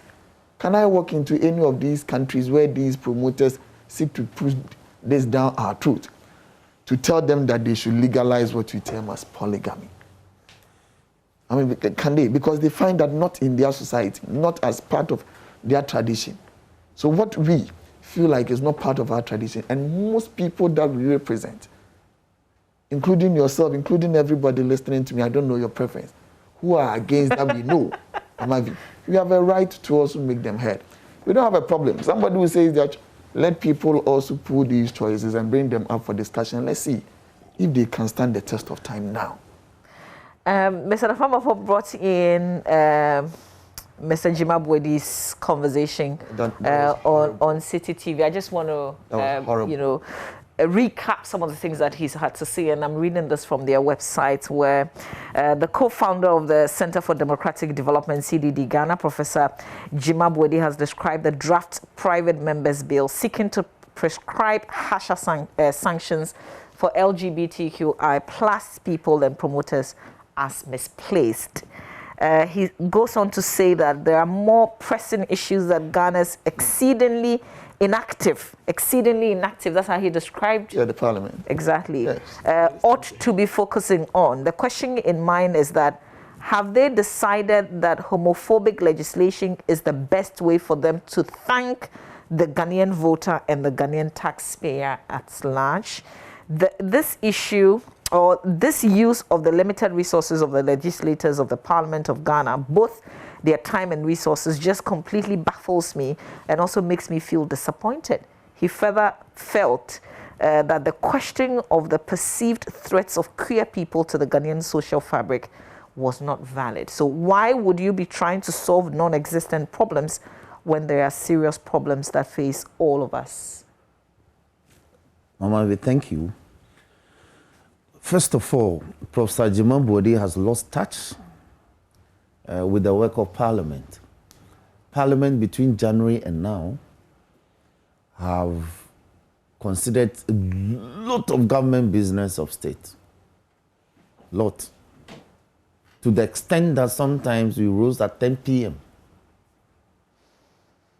So I am struggling to appreciate the basis upon which Professor Jima Bwedi, co-founder of CDD of all institutions, will label Parliament as exceedingly what? Inactive. Ghana's Parliament is not a part-time Parliament. Other national assemblies are. Ghana's Parliament is a full-time Parliament. You should speak to the clerk to Parliament and find out the number of bills we've considered, the number of government policy and programs that we have approved, the number of financial facilities that we have approved for government to be able to function between January and now when we were inaugurated. You should find out from the clerk to Parliament the kind of relief program that government has brought to Parliament for us to approve so that it can intervene by way of relief for these COVID-19 matters. So clearly, Professor Jamal Bodi is being emotional, and I have high regard for him, so I'll leave that there. 2, he says what? That the bill is misplaced. You're trying to legislate morality. Oh, no, at all. But who says that there is no basis to legislate on morality? Why? Is it not considered immoral for somebody to commit an adultery? Yeah, but that's happening. We haven't brought up a bill. Who told you? Go and read the Matrimonial Causes Act and find out one of the grounds upon which divorce is granted in this country is unreasonable conduct. But in the same way, this is just for the purposes of debate. You say that if an issue is prevailing, then we pick it out of the Mother Act and we focus on it. That's what you've done with this. Let me make this point. So it is totally incorrect for him to say that this matter is misplaced. At all. In fact, the matter has gained currency because of the activities of the LGBT groups. We have all known, it's been part of our society from old, that occasionally you find people in society who are queer, who are all that. We have living local terms for it. But the prevalence in any good students of statistics or population statistics appreciate those variants. So occasionally you find these people in society. But where a group now decide that by their own lifestyle choice will go out and propagate and advocate for others to join them and trust that kind of lifestyle upon all of us, society will resist. And let me tell you why. There's one of the variants of the group is intersex. You know what? Those who engage in intersex. The common English name for intersex people is hermaphrodites. That's all we learn in English. If you are hermaphrodite, we know what it means. But they have coined this modern cliche for intersex. Then they have a P, which is pansex. Do you know what that means? These are people who want to be having sex with inanimate things. Mama V, somebody is saying that he wants to cut a pawpaw in the morning and do whatever he thinks with the pawpaw, and that it is his right to do so. So stay in your closet and do that. Don't attempt to come out in the open, organize programs, and try to tell my 7-year-old daughter to begin to open her eyes to things like that. We will resist it. And we have, over the period, gradually discovered that it is filtering into our curricula, into our pedagogy. So how else can we resist this than by legislation? Somebody should tell me. If we don't resist this by legislation, we are doomed. Already, even persons that we thought that are straight, now we appear, now from their utterances and actions, we are beginning to tell where they belong. So you're either for us or against us. And the number of people for this bill are a lot. There's nothing anti-gay about this. Look, in the bill, right from about section 15 onwards, there's a whole provision on restitution. If you recant that, okay, I used to do this, but I no longer want to engage in it. Society, we are saying that by legislation, we should be able to rehabilitate you. There's a colleague of yours from your side, Francis Sosu. I think it's featured in one of the papers. I'm not sure if it's this one that I'm opening, where he says that the bill, the idea is good, but a lot must change in it. Which law? The provisions. This LGBT. I disagree with that's you. it. Okay. Bill good, but needs review. Okay. In any case, Nanavi, I say Nanavi. Mama V. It's fine. Yes, Nanavi too is very nice. If I know a few people who are Nanavi. Look, every bill that comes to Parliament doesn't go unscarred. Yeah. Nanavi, Mama V, I am yet to see a bill that has ever ventured into a National Assembly and gone through the process of legislation unscarred. Some even suffer as much as the long title. So we are welcoming other views, other inputs. I said it on City the last time that we welcome views, we welcome additional input. People should send memoranda. That is what will make the law rich. So they shouldn't sit aloof, just criticize, and not be able to make an input. As part of the criticism, send your input. By way of, even it could be a one-page memoranda. You bring it. It hasn't come to Parliament yet, so we haven't gotten there. But I want your colleagues. No, but I'm just making because we've sent it for Gazette notification. Yeah. Hopefully by the 6th of August we should have the notification. Okay. Yes. All right. So please, what's your reaction to what the prof has had to say? You guys are wasting your time dealing with issues of morality. It's interesting for him to say that, and we are not wasting our time on issue of morality. Mama, let me give an example. I mean, we all know that TV is wrong, and people who steal are wrong. Why are we saying, therefore, that we should go and have a bill, as he just said, about corruption? If necessarily we are wasting our time on trying to do what? Regulate morality.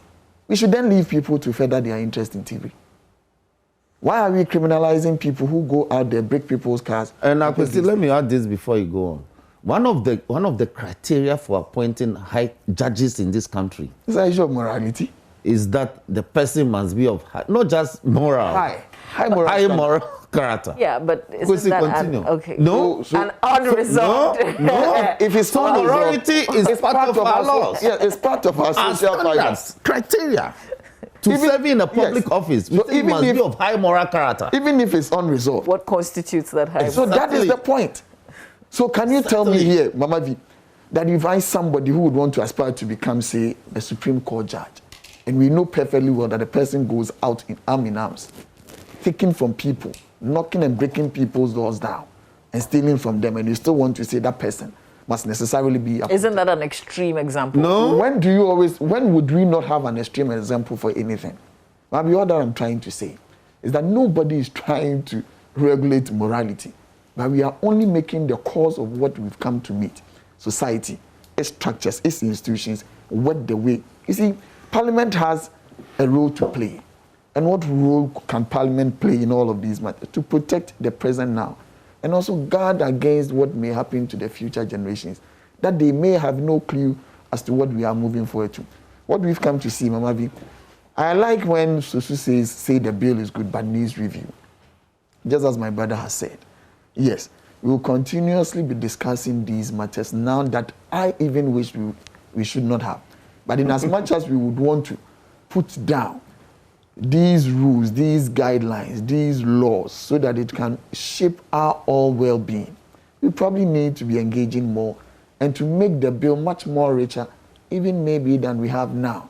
So that we can, Mama, if you look, these individuals would at the end of the day would want to come together even to marry and end up adopting people to take care of them as their children. It's happening. Yes. So it's part of the provision. If you would want to engage in an act that will not augur for procreation, why then do you want to go for a benefit from procreation? And find that also, that is a choice. That is why it must be regulated. If you are not interested in procreation, why then must you go and benefit from the must procreate for you? Procreate for you to benefit from. Mama, so we need. You want to have sex with animals. But you want to go and adopt somebody's child. They're already doing it. Go to Osu Children's Home. It's an issue before our courts. You see, it's like just taking it with both hands, trying to make you feel like, oh, we are good individuals. We are taking the underprivileged, the needy, and we are taking care of them, whilst they put them through these practices of non-procreation. So at the end of the day, if all of us engage in that act of procreation, or non-procreative activities, who would at the end of the day be the person to man this entire thing that they would want to even benefit from?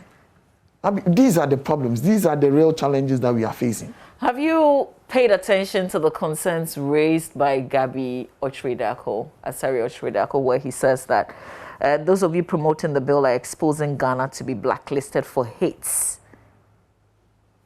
I don't believe we are exposing Ghana to. We are only saying that this is what our social structure is. This is our moral fiber as a society is. And the need for us to protect and guard against that. I mean, have we, in any case, in my view, blacklisted any country that is against polygamy? Have we? But they go directly against that. And there are laws in those countries that go against polygamy. But they've never been under attack. I don't believe we are going to be under attack. In as much as we are not going against... Did you follow the back and forth with Sam George on Twitter the other day? Yes, I did.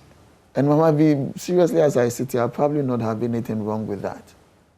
He only asked... No, you said we're not under attack. I was just citing that as an example when a colleague from another jurisdiction decides to make what we're doing his business and come at you. He is coming at who? He's just coming after his own ideas that he would want to put out there. And Sam George also asked me a very simple question. That they should go and legalize polygamy. Maybe what was the answer from the other person? You see, we are just in a certain quagmire because we need to be seen in the light of other people as either pushing the agenda. No, we also have our traditional institutions. We also have our... You see, there is part of this that Professor Jimabwedi talks about. He would not have had a problem if this was being pushed by the religious, clergy, other social and civil society individuals. If they push it, where would it end up to? Is it in Parliament? It's in Parliament, and they are technically the promoters of even this bill. In fact, it is their draft. It is their activities that has attracted our attention. National House of Chiefs, the Christian Council, the National Chief Imam, and all that. Another coalition led by my revered senior Moses Fuamweni. So we decided that no. When we eventually met and listened to them, we realized that no, as parliamentarians, we needed to do something. Do you have support from the executive? Certainly we'll have support from the executive. No, do you, as it is now? No, because it's a private member's bill, the support from the executive may not manifest yet. But it will come, because you see, the Minister for Parliamentary Affairs is also the leader of government business, and that's the executive. And so he will be managing this bill. Is he part of the promoters? No, he's not. But I'm giving you an instance where the executive assistants will come in. Executive as an arm of government, because he's the leader of government business in Parliament. He will be tabling this, putting it on the order paper, prioritizing it for it to be taken as part of business of the House. So yes, to that extent, we'll have executive support. Indeed, when it is eventually passed, the president will be expected to assent to it. That will be an executive support. How much of the members of parliament are in support of this private members bill? Now we are 8, and others are now pouring in that they should be added to the list. So we'll be meeting Speaker shortly to discuss if there's a room for others who want to feature as promoters. Why are you involving the Speaker when the bill has not come before Parliament?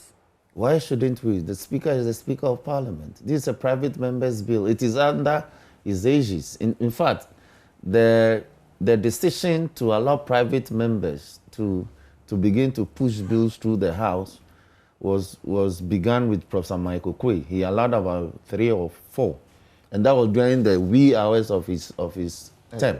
So when his then second deputy speaker became the substantive speaker, it was something he had always longed for as the longest serving member of Parliament.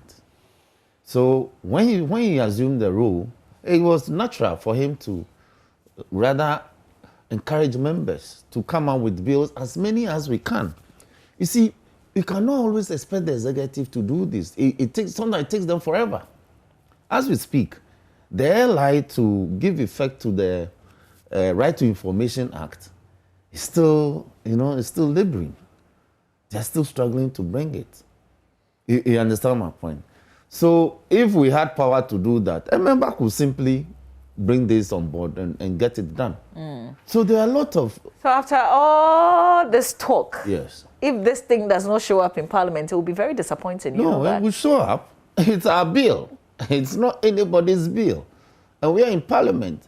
And I'm saying that where we have gotten to is to seek for Gazette notification, 21 sitting days. Once it comes, we'll prioritize it. It will be laid. When it's laid, we'll do the first reading. We'll do the second reading. That's the debate on the principles and policies underpinning the bill. That's the memorandum.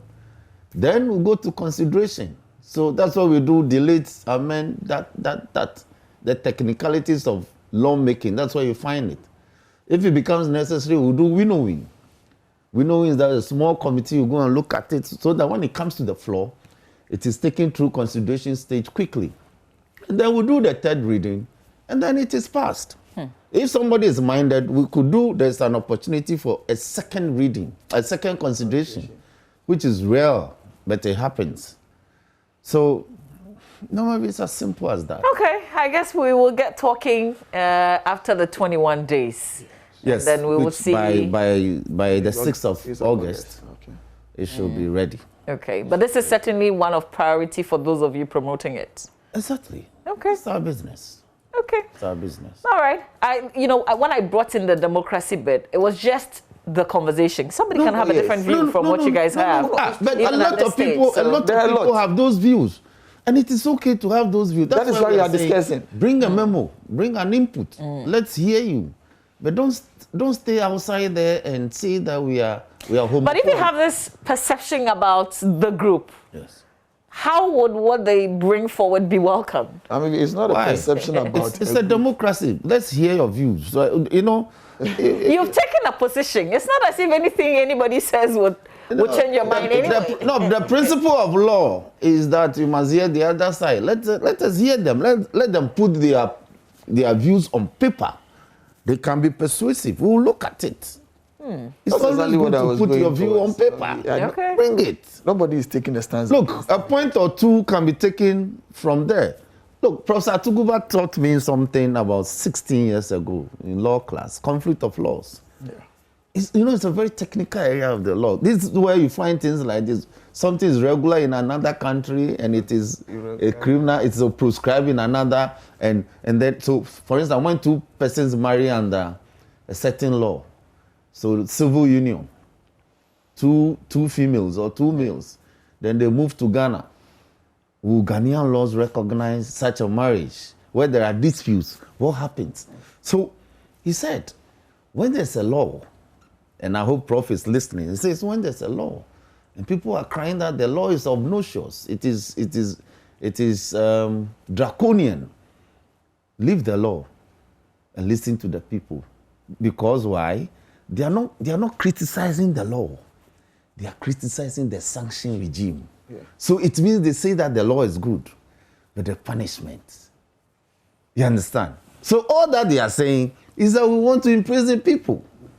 But they find the law to be, the proposal to be good. So let us hear them. Alternatively, maybe it could also be that they haven't read the proper content. No, we know that some haven't read. Some haven't read at all. Oh, Mama B, for instance. They said they will jail you for 10 years. Yes, for instance, our traffic laws, when jump red. Yes.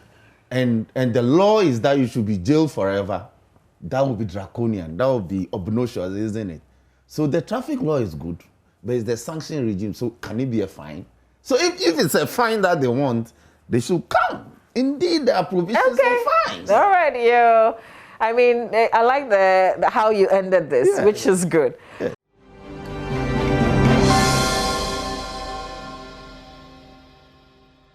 One other issue that is also, we've been looking at Parliament for quite a number of things, and I think one of the things that you've done in recent days that a lot of people are excited about, finally, the work of Parliament, if you like, is the work of your committee, the Health We always do the work committee. of Parliament. Yes. But you see, we want to begin to see what we see happening in other places. And when you put a colleague and a minister before you, and you're drilling him like the way that you did, asking the right questions, then, we fall in love with your work. Thank you. So please, where are we with that?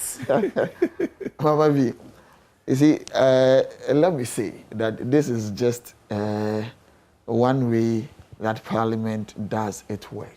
It is not necessarily about putting anybody or a member just in front of a committee of his own cohort and drilling that person. But we are only doing the job that we were sent there to do, to make sure that things are right. First and foremost also, the inquest into the Sputnik V is under a committee, a special committee. Yes, a select committee. That An ad hoc. Out of the health committee. Okay. An ad hoc committee. But because it falls directly under our remit in terms of these health issues, we all have an interest in that, and every single Ghanaian.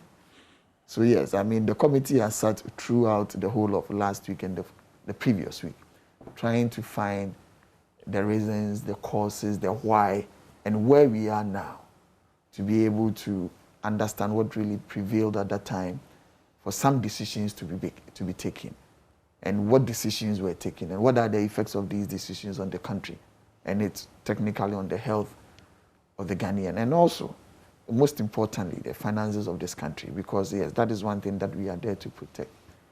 The good thing, however, for us, or for me now, is that aside all that may have happened, Ghana actually hasn't lost anything. But there was the possibility, if that is what we would want to say, to maybe have lost something. But most importantly, we also talk about the substance and the form of every matter that arises. When you say we haven't lost anything, what do you mean? Don't we have some financial obligation we have to meet? That is when, because of an initial supply that had come in. No, rather for the supply, the belated supply before he abrogated. Mm-hmm. Yes. Yeah, so there's an obligation. Yes, but that is a supply. If we are not going to gain anything out of what we intend doing in terms of the vaccines, and those monies would have gone waste, that is practical. But I thought that from your work, I mean, even before the report comes, for those of us who are following, you've already established that there was no contracts. Yes. So, yes. But so if there was no contract, then whatever was agreed. Yes. But Mama V, whatever was agreed was in federals of one, having vaccines to protect the lives of the ordinary Ghanaian. Secondly, Mama V, you know at that time that these vaccines were being sought for, there was practically none. And that who comes first, and as to how the person comes, the person would then maybe have it. Because the world was in short supply of the vaccine, and the virus was also moving at a certain rate that we could not have anticipated. Which is well appreciated. Yes. I thought the concentration now is the contracts. Yes, we've established that. And whether or not there was approval, it's agreed. Yes, we've established that. Yeah, so there was no contract. Yes, but the basis upon which there was no contract, and for the reason... Is that relevant? Is that relevant because of where we have come from? Is that relevant? It is, and we must place things in context and in proper perspective. Yes, I understand. That is why I was talking about what the substance would be, what the form would be. Would we necessarily always be looking also up to the form, but rather leave the substance out, when indeed the substance is of much more importance and relevance at that prevailing time? Now, if we look at where we are now, we are almost at the tail end of July. And practically, we've not even been able to vaccinate about half of the population of what we intend wanting to vaccinate. I'm not saying because of that, we necessarily would have to go in and out there, wanting to take it at anyhow, any place, any what. But the point is that if at that time there was the need for us to go in that manner that we went in, and necessarily not losing as to a quantum that would reflect badly on us, I believe. But going forward, some of these engagements that we are having would also put us in a frame as to how to act when some of these matters crop up again. Because there is always the learning point from where we should be taking our experiences from. Situational analysis will give you a room for you to understand and appreciate and as to move forward when need be going forward. Okay. So I agree. But going forward... The committees, this ad hoc committee, have they presented? No, they haven't. Their report, yes, They haven't presented their report to the plenary. It would come and we will have deliberations and their recommendations will be in there. Sometime this week? We are looking up to that. Okay. We are looking up to that to have that report probably laid this week so that we can have a closure on this matter and move forward. So that the enhanced protocol, I mean, I don't even see them as an enhanced protocol from the 26th address of the president, but only reinforcing the protocols that we've already set for ourselves. The protocols that we blatantly disregarded. And I like it, we blatantly disregarded. Everybody is a culprit in this matter. However, I have always looked at it from another perspective also, that maybe we're trying as much as possible to see how our society, our system could also respond to us going back to our normal activities. But if we have seen that, yes, what have you seen? Okay. We cannot, I like this angle. I didn't think about it. yes, because we could not always be what I would want to be placed in the box of not trying to go back into our normal activities and see how society and the system would respond to it. Okay. But if we do, and we find that there is a challenge arising out of that, and we probably would want to quell back again and find another strategy of trying to liberate our society, our processes, our economy, and our activities from the shackles of this virus, and make sure that society, because when are we going back to that? I appreciate your analysis, except that we're not like the UK. We've only vaccinated about 20%. Yes, even with that, there are people who have just taken the first jab. And I understand perfectly well. But it's okay. I understand perfectly well. I mean, let's be frank with ourselves. Even with the UK, that probably may have had herd immunity. I mean, there's still the prevalence of the virus in there. Oh yeah, absolutely. They're recording greater numbers. The only significant difference is that they're not getting as sick. Oh yes, I understand.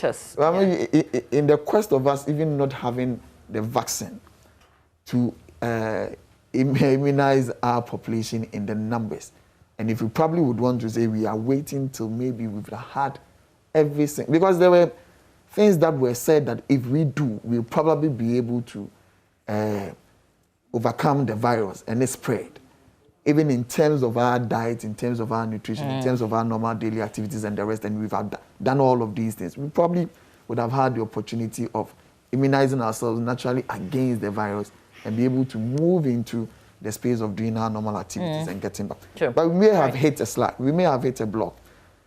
We probably would have to stand there, find another direction, and move in. What would urge us on now is that we must go by the protocols as already said and now being reinforced. And that we as the people must oblige to these protocols. Okay, all right. We must not blatantly also... I'll come back. Because, yes, the laws are there. These EIs... I'll come back to the specific issue of the funerals. And I guess I want to put a spotlight on the Ashanti region. So I'll come back to you. Mr. Nafamako, I started off with the health minister's appearance before this ad hoc committee and when we should expect the reports before the House. But I guess I said that, I mean, there's nothing to debate here. We've already have the precedent sets. If we didn't have a contract and he went outside of it to do anything, and there's an obligation to meet, it shouldn't be on our heads as taxpayers. Now, I raised this matter after the first day of his appearance, and I told your reporter that it was a developing story. Yes. If you recall. The danger we face is that if government is unable to bring the agreement for ratification by Parliament, then we'll have the Waterville and those chain Vulcan Energy. So what? Go and do the wrong thing and bring it and let's ratify. No, there's the affairs of state is a very complex thing. So the laws permit get more that. Yes, the laws permit that you can come back. You are reading law, so so you. But this is not. Okay, no, well, you go on. And I have it here. And I have it, Article 181 thereabouts.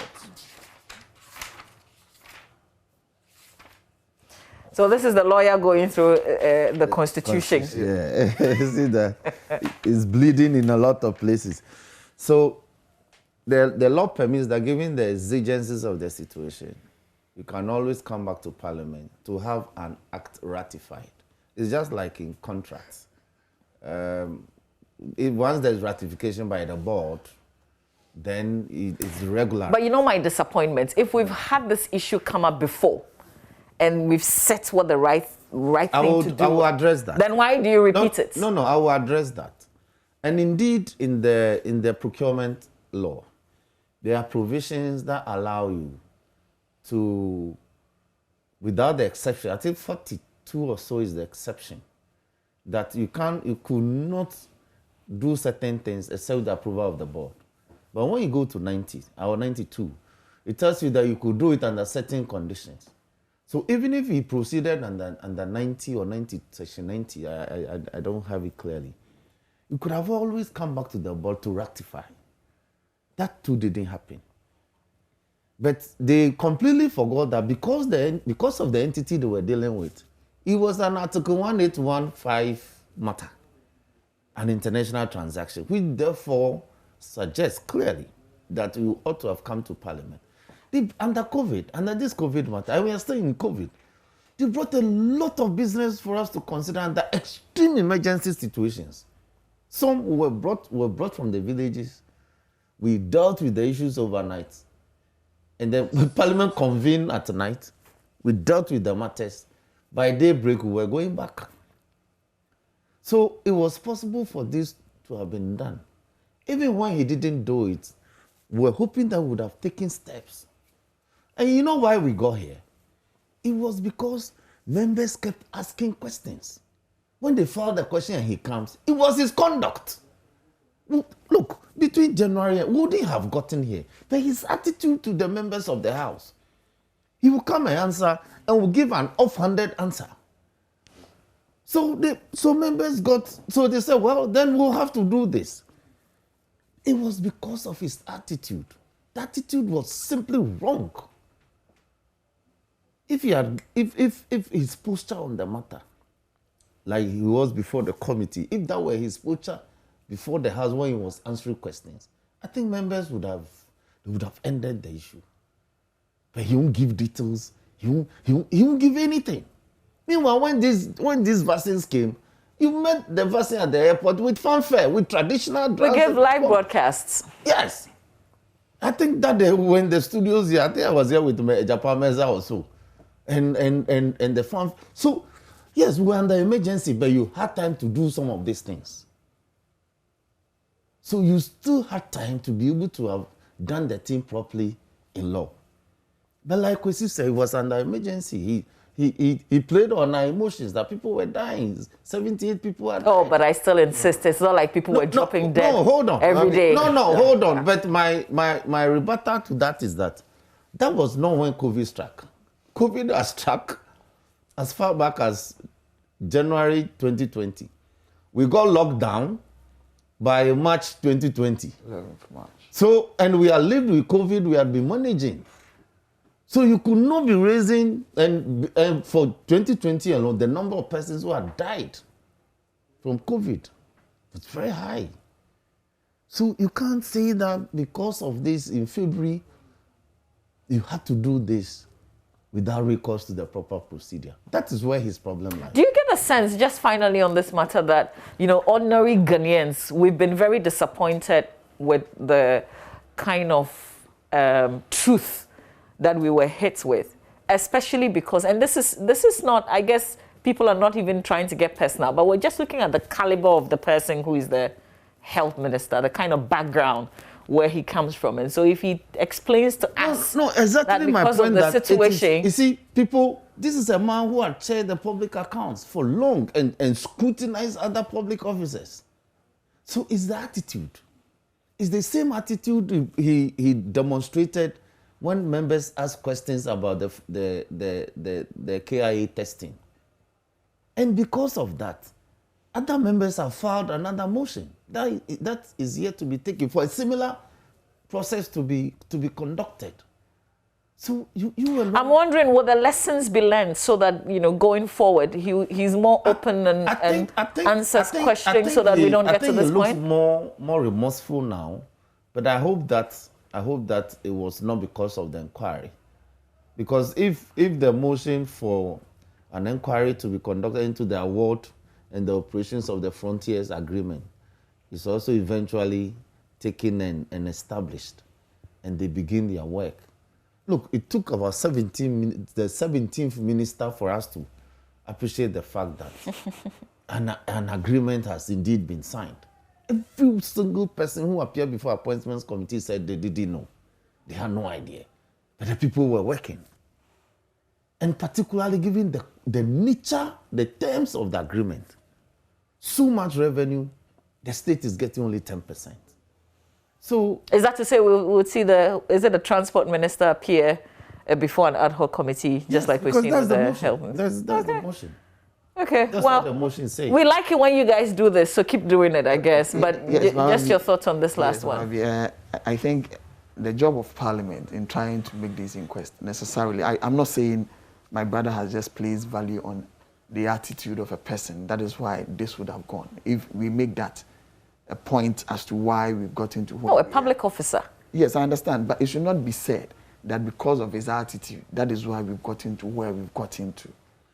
Because if I think the questions were asked. I understand. And the answers were so inadequate. Okay, so yes. I'm curious to know what so because if you say it's because of the person's attitude, necessarily the ordinary person casually hearing this answer with me, oh, if the person had initially come and said that and been what you would have wished the person to have been in terms of demeanor.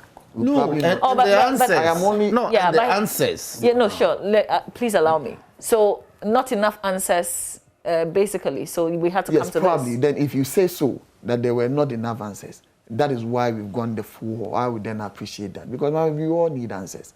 We all need to know what the processes are. And for somebody, just as you have said, who had sat in the Public Accounts Committee as the chairman for a very long time, would appreciate and understand that for every single activity that I engage myself in, would also come. He's an economic statistician. Yes. So being a deputy minister of finance. Perfect. So he understands that. So it isn't the case that he probably was not forthcoming with the answers that he needed to come up with initially. But maybe as time goes on, things would start unraveling well and sitting well with him. And for him to get the appreciating understanding, moving away from the contingencies at that time, that those decisions were taken, for the answers to be produced and procured and given out in the manner that is being given out now. There's another school of thoughts that suggests that, seek to suggest that this is not entirely on his head. He's probably taking it on behalf of some other people. That this is not his doing necessarily. I mean, we are just trying to stretch it, and probably, just as you said, you would want us to be doing what you see being done now as to be the job. I probably don't know what those individuals might be saying and probably on whose head and what. I mean, the answers that are coming are the answers going in answering the questions that are being asked. Or is there the cause for us then to also be moving elsewhere and probing those places again? Probably those are what I believe should be asked. But now as I sit, the answers as the committee is also sitting, and from where my committee is also watching from, I probably feel like we are all getting to a consensus as to what happened and the way forward. Okay. If I may say this. Real quick. You see, as at that time that he engaged these people, he wasn't a minister of state. The president at the time had sent all of them as his representatives, even including the minister of finance. They were all acting in the capacity Not even the Minister of Finance. Yes. It was Charles Eduboah. He was acting then. No, he was simply the president's representative. Exactly. All of them were acting in a representative capacity for the president. You understand? So, and there was no cabinet. So I even made a point after his appearance that if he could produce an executive approval letter, normally authored by the executive secretary to the president, would have addressed some of these matters. But so far, he's not been able to adduce any such evidence. You understand? So, yes, they got confirmed later. Cabinet subsequently got formed. So all of these things was directly being done from the presidency through their representatives. But you still needed executive approval to be able to do some of these things. Well, okay, just the last bit. I'm not sure we have a lot of time to deal with this, but yesterday Your parts, the ranking member, particularly on finance, Kesalato Forcing, did some presentation. This is the first of the maiden edition of the Ranking Members Forums series, Policy Dialogues. That's quite a mouthful. No. Ranking Members Forums series of Policy Dialogues in Accra. Well, but let's come to what he said, essentially accusing the government of reckless borrowing and poor fiscal mismanagements. He's warning of possible neglects of the country by both the bond and domestic markets if the governments fail to act immediately to address the prevailing situation. And here's a quote: "We submit that failure by the Akufo-Addo Bawumia government to do so as recommended will mean that within 18 months from today, Ghana will be exposed to a high risk of default of its debt service obligation, which will plunge this country into a deeper economic crisis. They should not wait until disaster strikes and we default on our debt service obligation before taking the necessary actions, as this will weaken our position to negotiate favorably." First of all, a forum like this is welcoming, isn't it? Yes, Mama V. But however, at the end of the day, if the forum fails to, in my view, prescribe what the solution is there for. Oh, isn't that just what I mean, all that you said, if they don't take the necessary precautionary, and what are those necessary precautionary measures? You see, I believe that in some of these things, either if it's for academic purposes, there must be certain specific recommendations that you also believe will be able to stem the tide of what you seem as wrong. I don't have a problem when we have these dialogue, because it's in furtherance of this country's good governance and going for it and making sure that all that we are doing sinks well for the prosperity of this country. But it should not also be seen or be done in a manner that would want to seem to other individuals on analysis, as we are trying as much as possible to have something to say to make it feel like they are not working, or to be seen like they are not working and they cannot do the job, and therefore we score certain political points. If you really mean that we would want to have these things set out, I mean, one thing that I read is that 18 months from now, if that is why the government is in place. That is why the government has policies and programs that will gear towards alleviating some of these things. He pointed to a point where our tax to debt servicing ratio increased to over 600 out of 400 and something. That was, say, in 2019.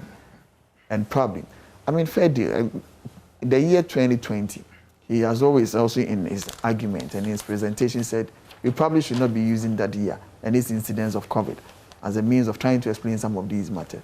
But in any government's view, and trying to put in place certain investment that will be able to help the country propel, would obviously do that where you have a dip in some of these figures, so that these figures would therefore rationalize themselves up when these investments are taking shape. But when you are hit by a process that will halt these investments, these activities and programs, for it to take shape so that it can recover the investment cost that you've already made, you are going to face some of these challenges in the shorter to medium term. But the approach that you again do to make sure that it recovers itself of all the investment vis-a-vis the problems and the challenges that has occurred is what we are all looking at, and that is what the government is in place doing now. And I can assure him and assure all the other members of the NDC and the people who particularly were involved in this process that we are not going to even get to that 18 months of their prediction, but to see a recovery of the economy as it's being recovered now, for us to move forward and make this country prosper. So I would urge them to be at rest. We take every recommendation and every presentation and every discussion in good faith. Okay. And yes, we are poised to make sure that we move this country in the right direction. Yeah.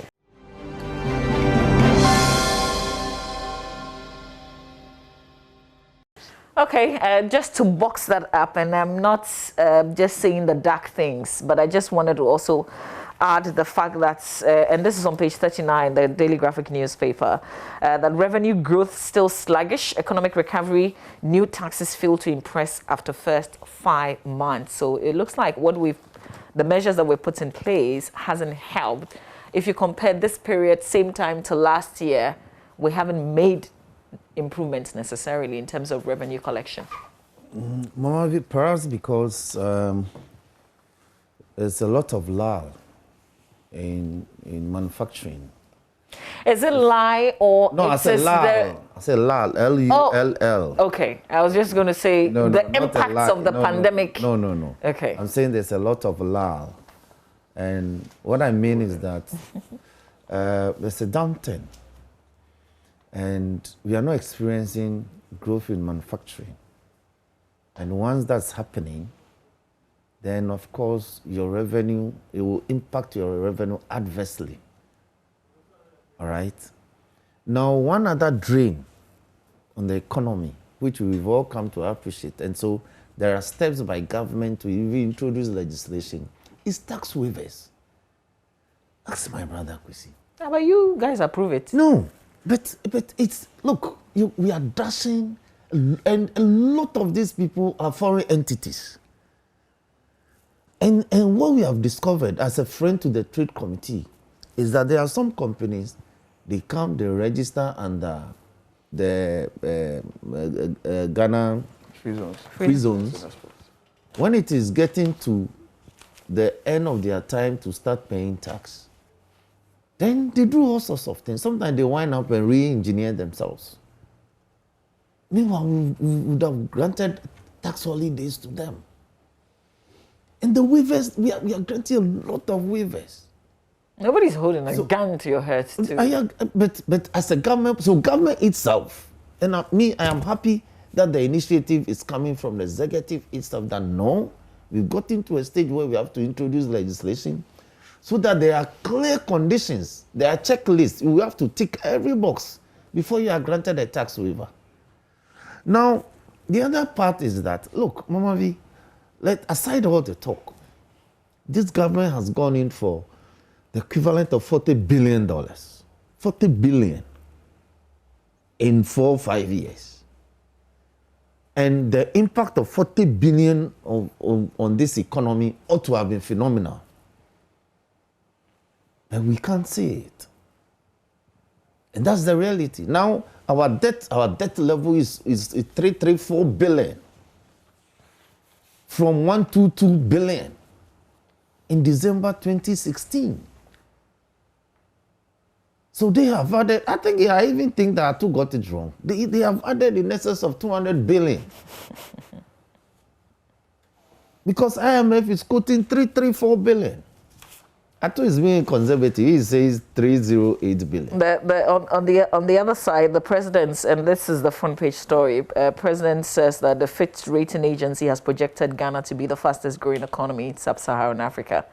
Again, as it emerges strongly from COVID-19. When you grew the economy at 0.9 just last year, how is he going to do that? Others grew at 0. Oh, negative. See, so now we should compare ourselves to the people who grew at 0. But that is why it is the more reason. It is the more reason why it's the fastest growth. You see, it is the more reason why. If you don't compare, how do you? It is the more reason why President shouldn't be talking like this. Fastest growing under 1. Well, the finance minister. Fastest growing under 1%. Finance minister will be in parliament. So you grew at decimal point 9. This is coming up ahead of the finance minister's media presentation. That's on Friday. Thursday. On Thursday, 29th. Tomorrow next. So we will be having a lot more conversations, and I guess after his presentation, then we would see. We'll try and figure a lot more things out. Definitely. Yeah. So, thank you, gentlemen. Cement is now 55 Ghana cedis. Cement back. Put it in comparative terms. Don't necessarily. Please, what does that mean? You see. It grew from 20 cedis. No, if you are putting something in comparative terms, not necessarily even in terms of affordability, I'm talking about, but that's a nice 55. Compare that probably to when it was, say, 2 cedis and the circumstances prevailing also at that time. That was it worth it? I could see Kenke is now 3 cedis. That is why I say you always put things in comparative terms. Okay, in context, Kenke is 3 cedis. So hasn't from 1 cedi. Perfect. Kenke has been 1 cedi before. Yes. But at that time, just last but I thought the comparison would be no, was it? What? Just last year, Kinky was No, it was 1 city 50 pesos. No, there's one city. Those are the big ones. In all of it. You see, now you are even That's a big one. You are not even changing. That's not the ordinary size. But you actually not even talk about the size. The average size is 1 city, now it's 3 cities. We must always put certain things in comparative terms, so that then. I could see comparatively, Kinky is now 3 cities from last year. You can't compare. Thank you, gentlemen. My next conversation is on. It could change a lot of things in Parliament. You're 137, 137. Yeah. There are 2 very important decisions. One would come from the Supreme Court today. This is the Asin North Member of Parliament. Could either affect or not affect his position as Member of Parliament. So we're keeping an eye on these 2. No, what is before the Supreme Court is an interpretation that I guess his lawyers felt the High Court could have referred it to the Supreme Court, but they did not. So that decision will be made today, but the substantive judgment is tomorrow. Yeah. So it could have. Meanwhile, yesterday, there was also another situation with the Jomoro Member of Parliament, who has now been given 10 days to produce, the documentation proving that indeed she had renounced her citizenship from another country. So we will see how that goes. Will it still be 137, 137? We've got a report on the back of this. Central Region correspondent Richard Kojonyako will join us. He will give us all the backstory so that it will help you appreciate where we are now with these matters.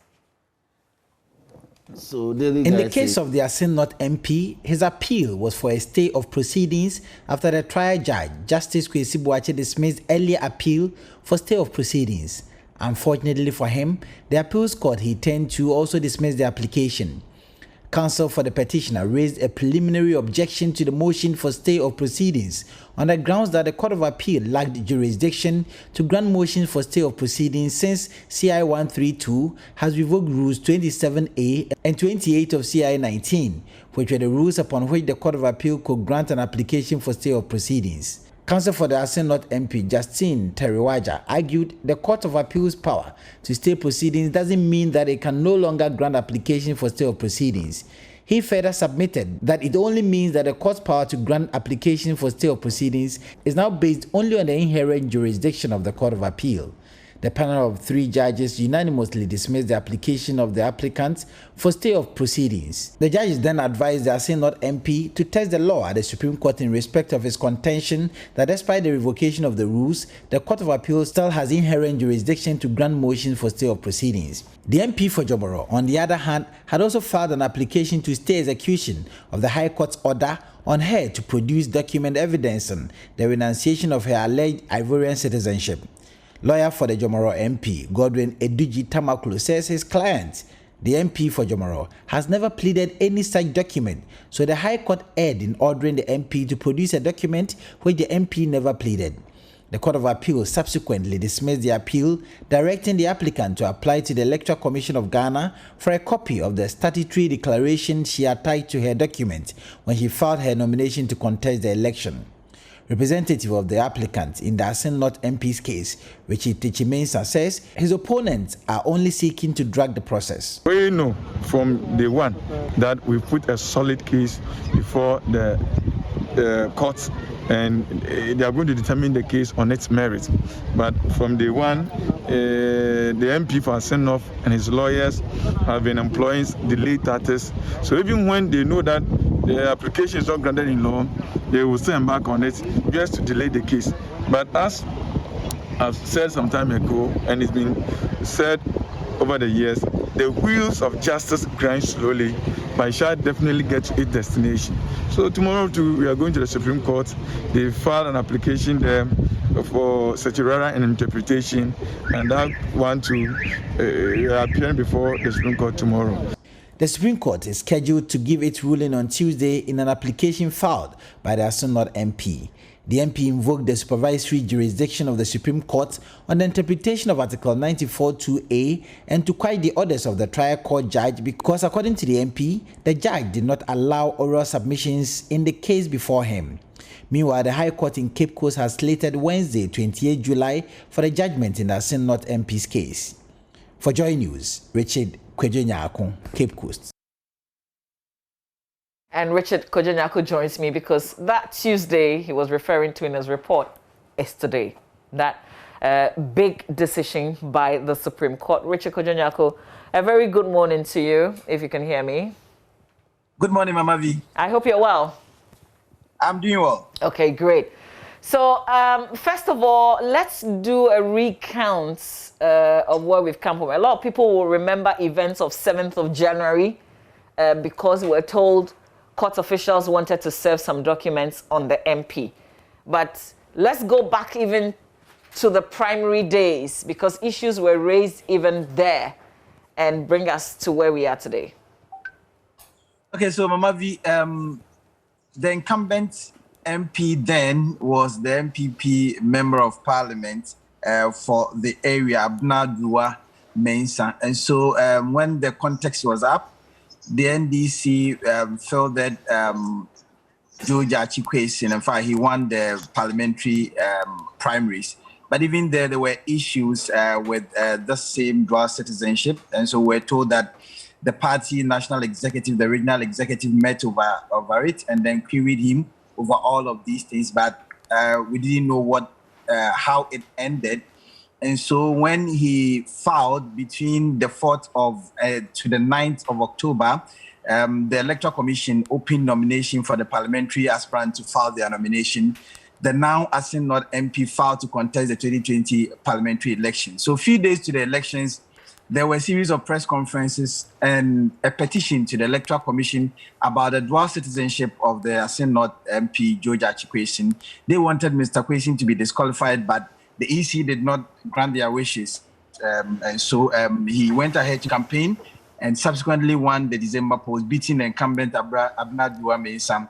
On the 4th of January, a resident of Asinod, Michael Ankumaninfa, filed an interlocutory injunction, and this was on notice and had both counsel for the applicant and then counsel for the respondent arguing their cases in court. And so that case was heard on the eve of the 7th of December. So we remember the drama that surrounded it. So the court here granted the interlocutory injunction. And in fact, the applicant was praying the court to place an order of perpetual injunction on the MP elect because he held dual citizenship at the time of filing to contest the elections. And so the wishes of the applicant were granted, and so the court ruled that the MP elect then, George Achikwesin, should not hold himself as the MP elect, so he would be sworn in Parliament. So remember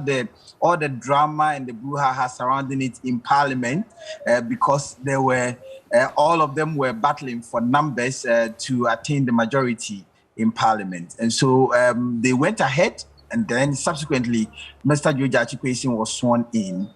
After that, no one cited Mr. George Achikwesin for contempt because the orders of the High Court in Cape Coast were disobeyed. But you know that the court cannot, on its own motion, go in and then cite anybody for contempt unless their jurisdiction is triggered.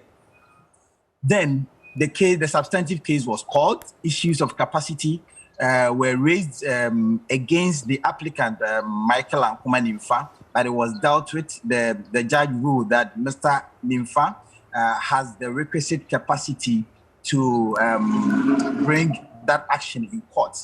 So they were back and forth, and so the Asinod MP first had Mr. Kojuga Adawudu as a lawyer, and so he exited, and then the fort was held by Mr. Abraham Maliba. The argument went on and on, but there were no oral arguments that were admitted in court because, according to the judge, the facts of the matters were known. Documents that were supposed to be tendered in evidence have all been done, and so it would amount to a waste of time since they say that this is an election petition and time was of the essence. It got to a point it got heated, and so there were near fisticuffs at the High Court. The judge then ordered the two counsels for the petitioner and the counsel for the respondent to walk out of his court because they were making the courts ungovernable for want of a proper expression. They came back and then the case went on. But the main issue that is in contention is Article 94(2)(a), and so it's been interpreted differently by both counsels. So lawyers for the petitioner argue that Article 94(2)(a) kicks in when the person initiates the process to contest the election. And so at that very moment, between the 4th and the 9th, when the EC opened the nomination and they went in, there was a form that the MP filled. And so he filled that form and responded in the affirmative when he was asked whether he held dual citizenship or not. And he answered that, well, he did not hold any dual citizenship. And so at that point in time, the MP had not gotten his renunciation certificate. In fact, he got the renunciation certificate on the 27th of November, a few days to the December polls. The other argument that is being advanced by the counsel for the Synod MP indicates that, well, it actually kicks in when a person is being sworn in Parliament. That is after the elections have been conducted and the person is being sworn in. That is where Article 94(2)(a) kicks in.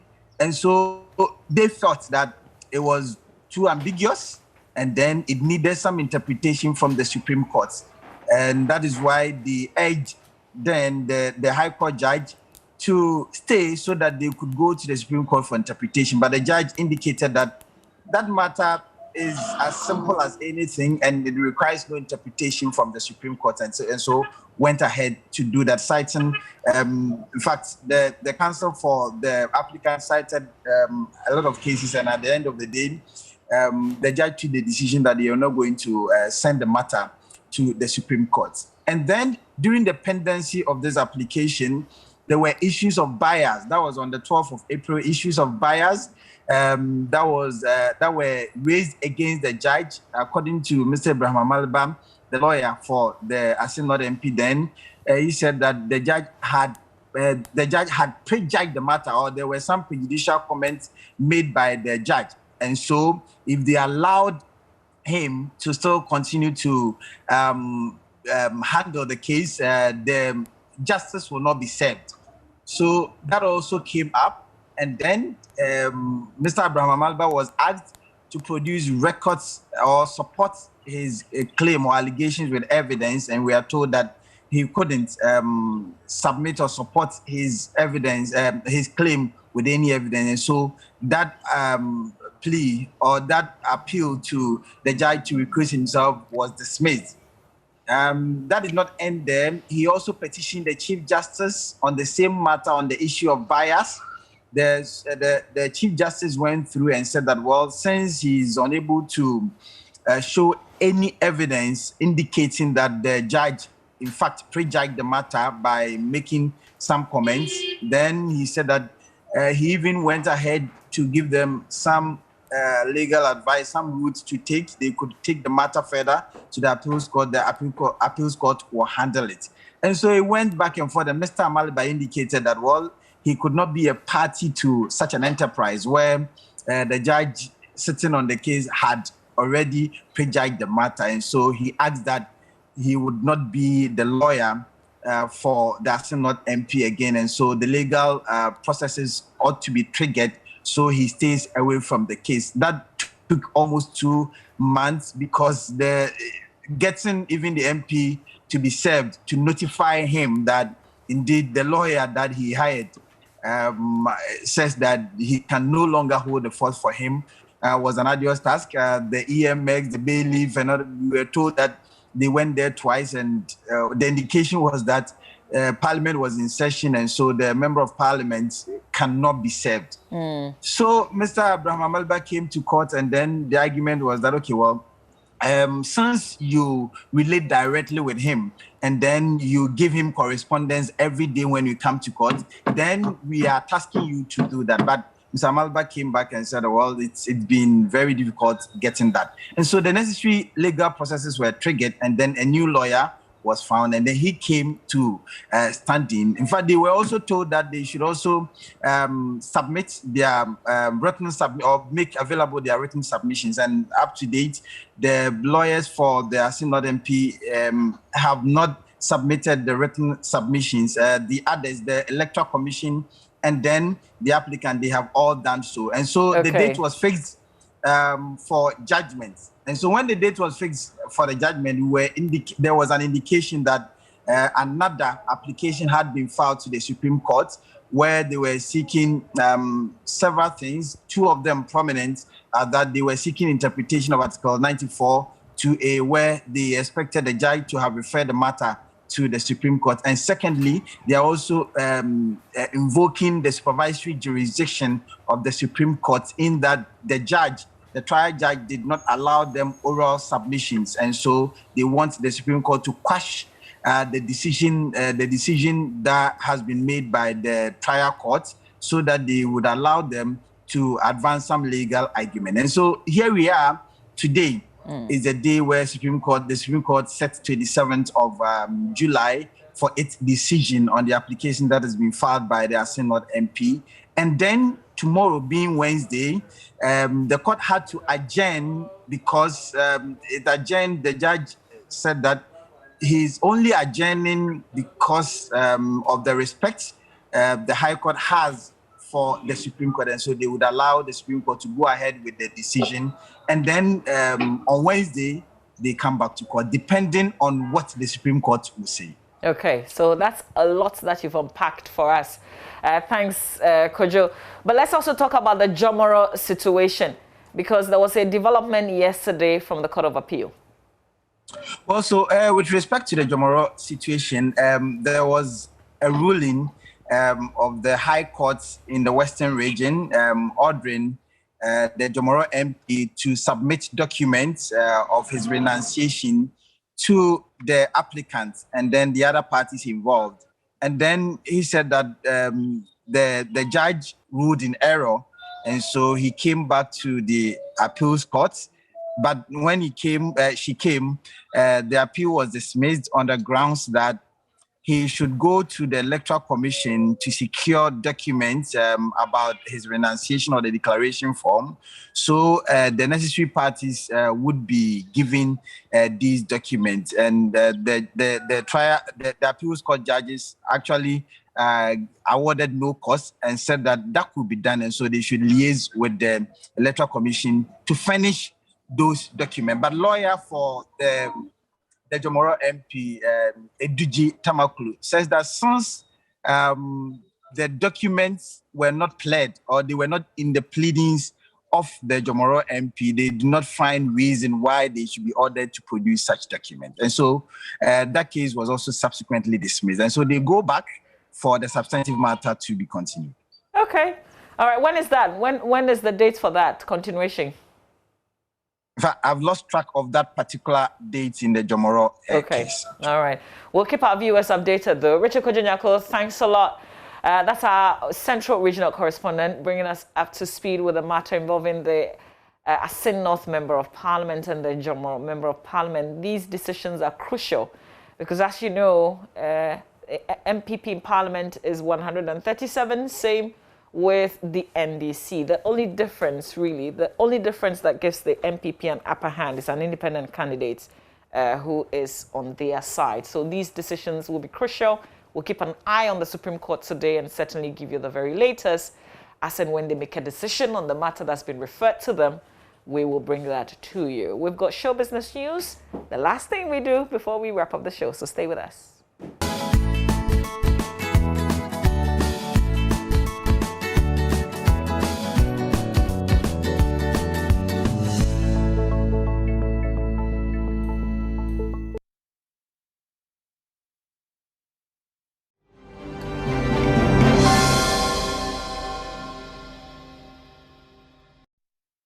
And it's true, it is the last thing we do before we wrap up the show. Welcome to Entertainment's new segment. And let's start off with musician Akwabwa. Well, the singer, songwriter, and performer says that he is really not bothered about people not paying attention to what he does because he puts top-notch quality on it. He is doing quality songs. What he is doing here in Ghana is a Grammy kind of winning song.